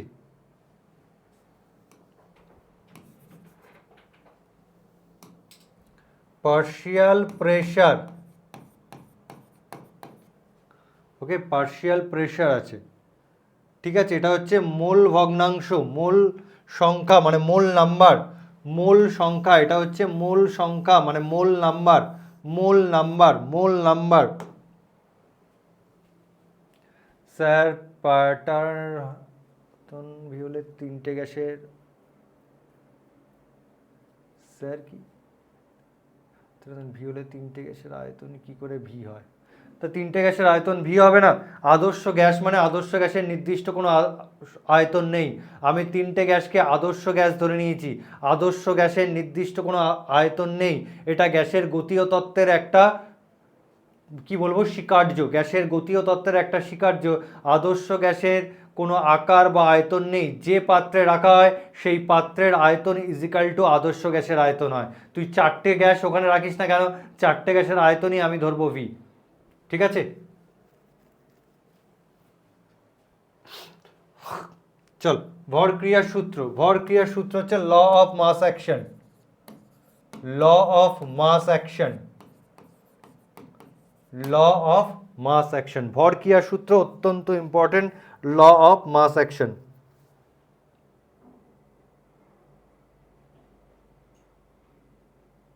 আচ্ছা, কি বলছে? স্থির উষ্ণতায়, স্থির উষ্ণতায় কোনো রাসায়নিক বিক্রিয়া চলাকালীন, স্থির উষ্ণতায় কোনো রাসায়নিক বিক্রিয়া চলাকালীন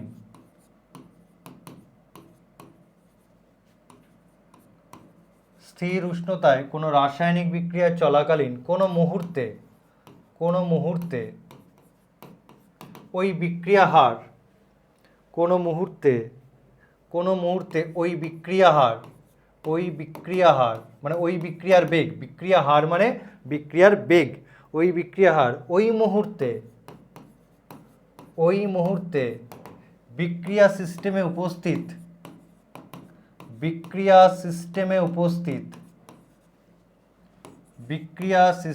উপস্থিত প্রতিটি উপাদান বলতে, আচ্ছা বিক্রিয়া সিস্টেমে উপস্থিত প্রতিটি উপাদান নয়, প্রতিটি বিক্রিয়কের সক্রিয় ভরের সমানুপাতিক।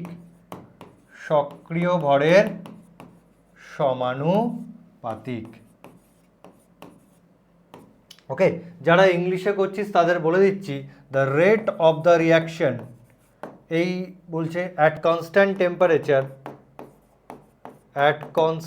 Temperature the rate of the reaction varies as active mass or molar concentration of the reactant present in the reaction. Present in the reaction. তাহলে কি বলছে? নির্দিষ্ট উষ্ণতায় কোনো রাসায়নিক বিক্রিয়ার বেগ বিক্রিয়াটিতে অংশগ্রহণকারী প্রতিটি বিক্রিয়কের সক্রিয় ভর বা মোলার গাঢ়ত্বের সমানুপাতিক হয়। তাহলে কি বলছি? নির্দিষ্ট উষ্ণতায় কোনো রাসায়নিক বিক্রিয়ার বেগ বিক্রিয়াটিতে অংশগ্রহণকারী প্রতিটি বিক্রিয়কের সক্রিয় ভর বা মোলার গাঢ়ত্বের সমানুপাতিক হয়। এটাই হচ্ছে আমার ভরক্রিয়ার সূত্র। তো একটা এক্সাম্পল দেওয়া যাক। একটা আমি বিক্রিয়া লিখছি A plus B reversible C. তো আমি যদি সম্মুখমুখী বিক্রিয়া দেখি, সেটা কোন দিকে? এই দিকে। তো সম্মুখমুখী বিক্রিয়ার হার বা বেগ একই জিনিস, বিক্রিয়ার হার, যাকে আমি লিখছি আরএফ। সম্মুখমুখী বিক্রিয়ার বেগটাকে কি লিখছি? আরএফ। তো আরএফ ভ্যারিজ অ্যাজ, কি বলতে পারি? অ্যাকর্ডিং টু সূত্র, মানে অ্যাকর্ডিং টু ল, আমি আরএফ ভ্যারিজ অ্যাজ কি লিখতে পারি? আরএফ ভ্যারিজ অ্যাজ লিখতে পারি, আরএফ কার উপর নির্ভর করবে? আরএফ বিক্রিয়কের গাঢ়ত্বের উপর নির্ভর করবে। আরএফ বিক্রিয়কের গাঢ়ত্বের উপর নির্ভর করবে, কারণ এই বিক্রিয়ার গাঢ়ত্ব, এই বিক্রিয়ার বিক্রিয়ককে এ আর বি। তাহলে আরএফ ভ্যারিজ অ্যাজ আমি কি লিখবো? এ এর মোলার গাঢ়ত্ব ইনটু বি এর মোলার গাঢ়ত্ব, এ এর মোলার গাঢ়ত্ব ইনটু বি এর মোলার গাঢ়ত্ব। ওকে, তাহলে কি বললাম? নির্দিষ্ট উষ্ণতায় কোনো রাসায়নিক বিক্রিয়ার বেগ বিক্রিয়াটিতে অংশগ্রহণকারী বিক্রিয়কের মোলার গাঢ়ত্বের সমানুপাতিক, অর্থাৎ আরএফ ভ্যারিজ অ্যাজ কি হবে? A into B. RF varies as হবে এ ইন্টু বি। এবার যদি আমি পশ্চাৎমুখী বিক্রিয়া ধরি, পশ্চাৎমুখী বিক্রিয়া মানে এই দিকে, এটা হচ্ছে ব্যাকওয়ার্ড ডাইরেকশন, ব্যাকওয়ার্ড। তাহলে পশ্চাৎমুখী বিক্রিয়ার হার, তাহলে পশ্চাৎমুখী বিক্রিয়ার হার। তো দেখো বিক্রিয়াটি যদি এই দিকে হয়, ব্যাকওয়ার্ডে হয়, পশ্চাৎমুখী বিক্রিয়া কোন দিকে? এই দিকে। তো বিক্রিয়াটি যদি এই দিকে হয় তাহলে তার রিঅ্যাক্ট্যান্ট কোনটা? সি। তার বিক্রিয়ক তখন কে? সি। তাহলে সেক্ষেত্রে আমরা লিখব আরবি মানে বি মানে ব্যাকওয়ার্ড, কনসেন্ট্রেশন অফ সি। কি বোঝাবে? Concentration of C. অর্থাৎ কোনো বিক্রিয়ার বেগ বিক্রিয়কের গাঢ়ত্বের সমানুপাতিক। কোনো বিক্রিয়ার বেগ বিক্রিয়কের গাঢ়ত্বের সমানুপাতিক। আমি আরও উদাহরণ দিচ্ছি। ধরো দিলাম A A, B B, reversible sign C C, D D. এই ছোট হাতের এবিসিডিকে কি বলা হয়? ছোট হাতের এবিসিডিকে বলা হয় stoichiometric coefficient. Stoichiometric coefficient. Stoichiometric coefficient. আচ্ছা স্টয়চিওমেট্রিক কোএফিসিয়েন্ট কি? ধরো একটা রিঅ্যাকশন লিখছি N2 + H2 NH3। আচ্ছা এই রিঅ্যাকশনটাকে যদি ব্যালেন্স করতে বলতো তাহলে আমি কি করতাম? এখানে 1 দিতাম, এখানে 3 দিতাম, এখানে দেখো 2 দিতাম। দেখো ব্যালেন্স করলে কি হয়? H2 এর আগে 3 দিতে হয় আর NH3 এর আগে কি দিতে হয়? 2 দিতে হয়। তাহলে দেখো এর সহগ বা কোএফিসিয়েন্ট কত? 1। হাইড্রোজেনের সহগ কত? 3। অ্যামোনিয়ার কোএফিসিয়েন্ট বা সহগ কত? 2। তাহলে ব্যালেন্স করার সময় এই যে আমরা 1, 3, 2 লিখি, এদেরকেই বলা হয় স্টয়চিওমেট্রিক কোএফিসিয়েন্ট। এদেরকেই কি বলা হয়? Stoichiometric coefficient. তাহলে ব্যালেন্স করার সময় যে 1, 2, 3, 4 এইগুলো আসে, সেগুলোকেই বলা হয় কি? Stoichiometric coefficient. আমরা এই স্টয়চিওমেট্রিক কোএফিসিয়েন্টকে অনেক সময় মূল সংখ্যা হিসাবে ধরি। এই স্টয়চিওমেট্রিক কোএফিসিয়েন্টকে আমরা মূল সংখ্যা হিসাবে ধরে থাকি। এদেরকে আমরা অনেক সময় মূল সংখ্যা হিসাবে ধরে থাকি। তাহলে চলো, এটাই ছিল আমার স্টয়চিওমেট্রিক কোএফিসিয়েন্ট।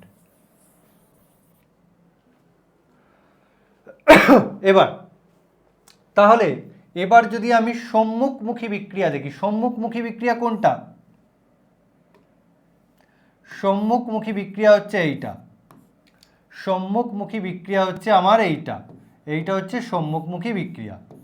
তাহলে এই সম্মুখমুখী বিক্রিয়ায় বিক্রিয়ক পদার্থ কে? এ আর বি, এরা হচ্ছে আমার বিক্রিয়ক। তাহলে আমার সম্মুখমুখী বিক্রিয়ার হার কি হবে?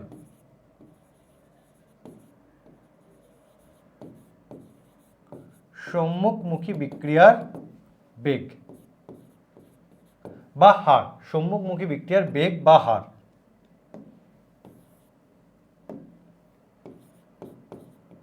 সেটাকে আমি লিখছি আরএফ। সেটা হচ্ছে আরএফ। ভ্যারিজ অ্যাজ বিক্রিয়ক কে? স্যার আমি দেখতে পাচ্ছি এ, বিক্রিয়ক হচ্ছে এ, তাহলে কনসেন্ট্রেশন অফ এ। এবার পাশে কি দেখতে পাচ্ছি? এর কোএফিসিয়েন্ট হচ্ছে স্মল এ, এর কোএফিসিয়েন্ট হচ্ছে স্মল এ। যে কোএফিসিয়েন্টগুলো থাকবে তারা কি হয়ে যাবে? ওর পাওয়ারে চলে যাবে। তারা কি হয়ে যাবে? ওর পাওয়ারে চলে যাবে। এইভাবে হারগুলো লিখতে হয়, এইভাবে হারগুলো লিখতে হয়। আর কোন বিক্রিয়ক পদার্থ আছে? স্যার আমি দেখতে পাচ্ছি বি, আমি দেখতে পাচ্ছি বি, তাহলে আমি লিখছি কনসেন্ট্রেশন অফ বি। আচ্ছা বি এর কোনো কোএফিসিয়েন্ট আছে? হ্যাঁ স্যার, বি এর একটা স্মল বি কোএফিসিয়েন্ট আছে। তাহলে এই স্মল বিটা কোথায় চলে যাবে? বি এর পাওয়ারে চলে যাবে। এই স্মল বিটা কোথায় চলে যাবে? বি এর পাওয়ারে চলে যাবে। এইভাবে কি করতে হয়? বিক্রিয়া হার লিখতে হয়। যে কোএফিসিয়েন্টগুলো থাকবে সেগুলো পাওয়ারে চলে যাবে, যে কোএফিসিয়েন্টগুলো থাকবে তারা রেসপেক্টিভ পাওয়ারে চলে যাবে। আচ্ছা যদি এবার পশ্চাৎমুখী দেখি স্যার,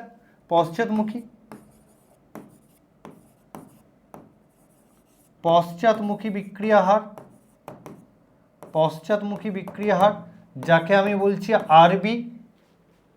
পশ্চাৎমুখী বিক্রিয়া কোনটা? স্যার এইটা, এইটা হচ্ছে পশ্চাৎমুখী, এটা হচ্ছে পশ্চাৎমুখী। তো এই পশ্চাৎমুখী বিক্রিয়ার ক্ষেত্রে বিক্রিয়ক কোনটা? স্যার সি আর ডি বিক্রিয়ক, সি আর ডি বিক্রিয়ক। তাহলে আরবি ইজ ইকুয়াল টু কি লিখবো? Concentration of C. আচ্ছা তার কোএফিসিয়েন্ট কত আছে? স্মল সি, সেটা পাওয়ারে চলে গেল। তারপরে কনসেন্ট্রেশন অফ ডি, তার কোএফিসিয়েন্ট কত? স্মল ডি, পাওয়ারে কে চলে যাবে? Small D. এইভাবে রাসায়নিক বিক্রিয়ার হার লিখতে হয় অ্যাকর্ডিং টু দ্য সূত্র, অ্যাকর্ডিং টু দ্য সূত্র। ওকে, সবার ক্লিয়ার? কমেন্ট করে জানাও।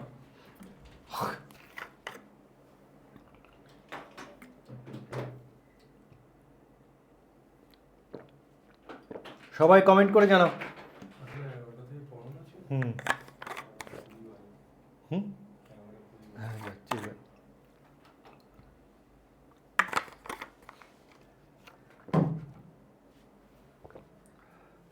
ওকে ঠিক আছে তাহলে আজকে আমরা এই অবধি পড়লাম ল অফ মাস অ্যাকশন বা ভর ক্রিয়ার সূত্র। এরপরে আমরা এরপর থেকে শুরু করব। স্যার কি কি কোশ্চেন আসে? কোশ্চেনে এখান থেকে তেমন কিছু কোশ্চেন আসে না। আসতে পারে ভর ক্রিয়ার সূত্র লেখো,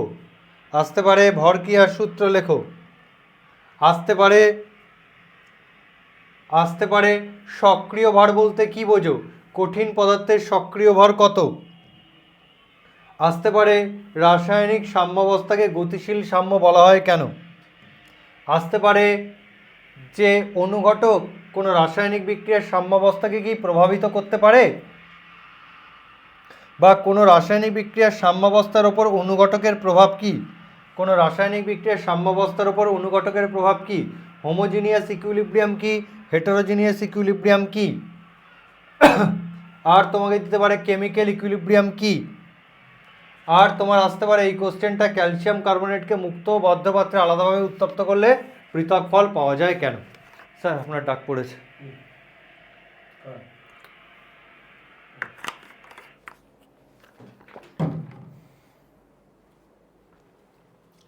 হ্যাঁ hello, good morning everyone.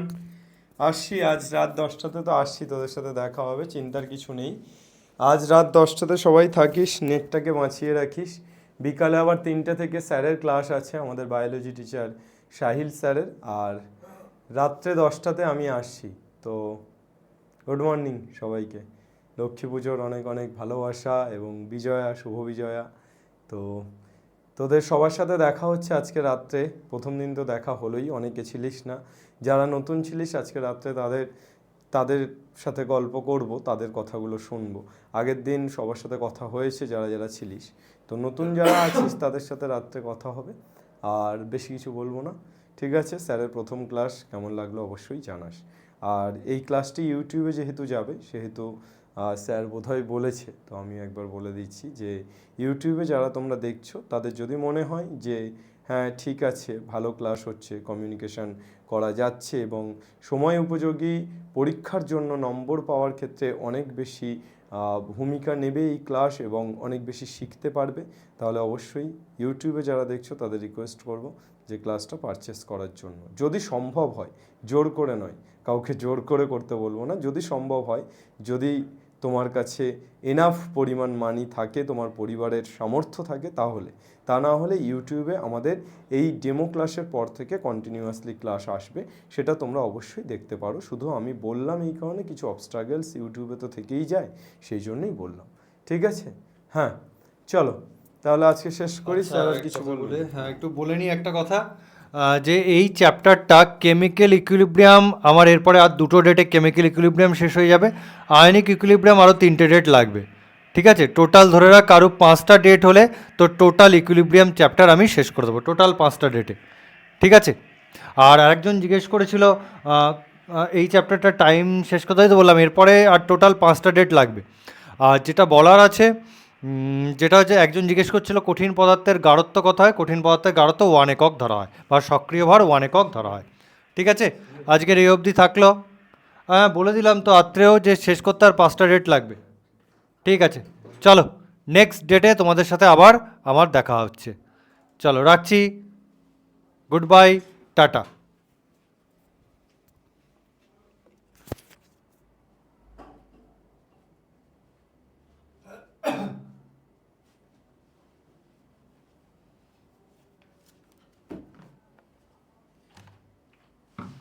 Sir আপনি 9:30টায় ক্লাস দেবেন, আমি একদম মনেই ছিল না।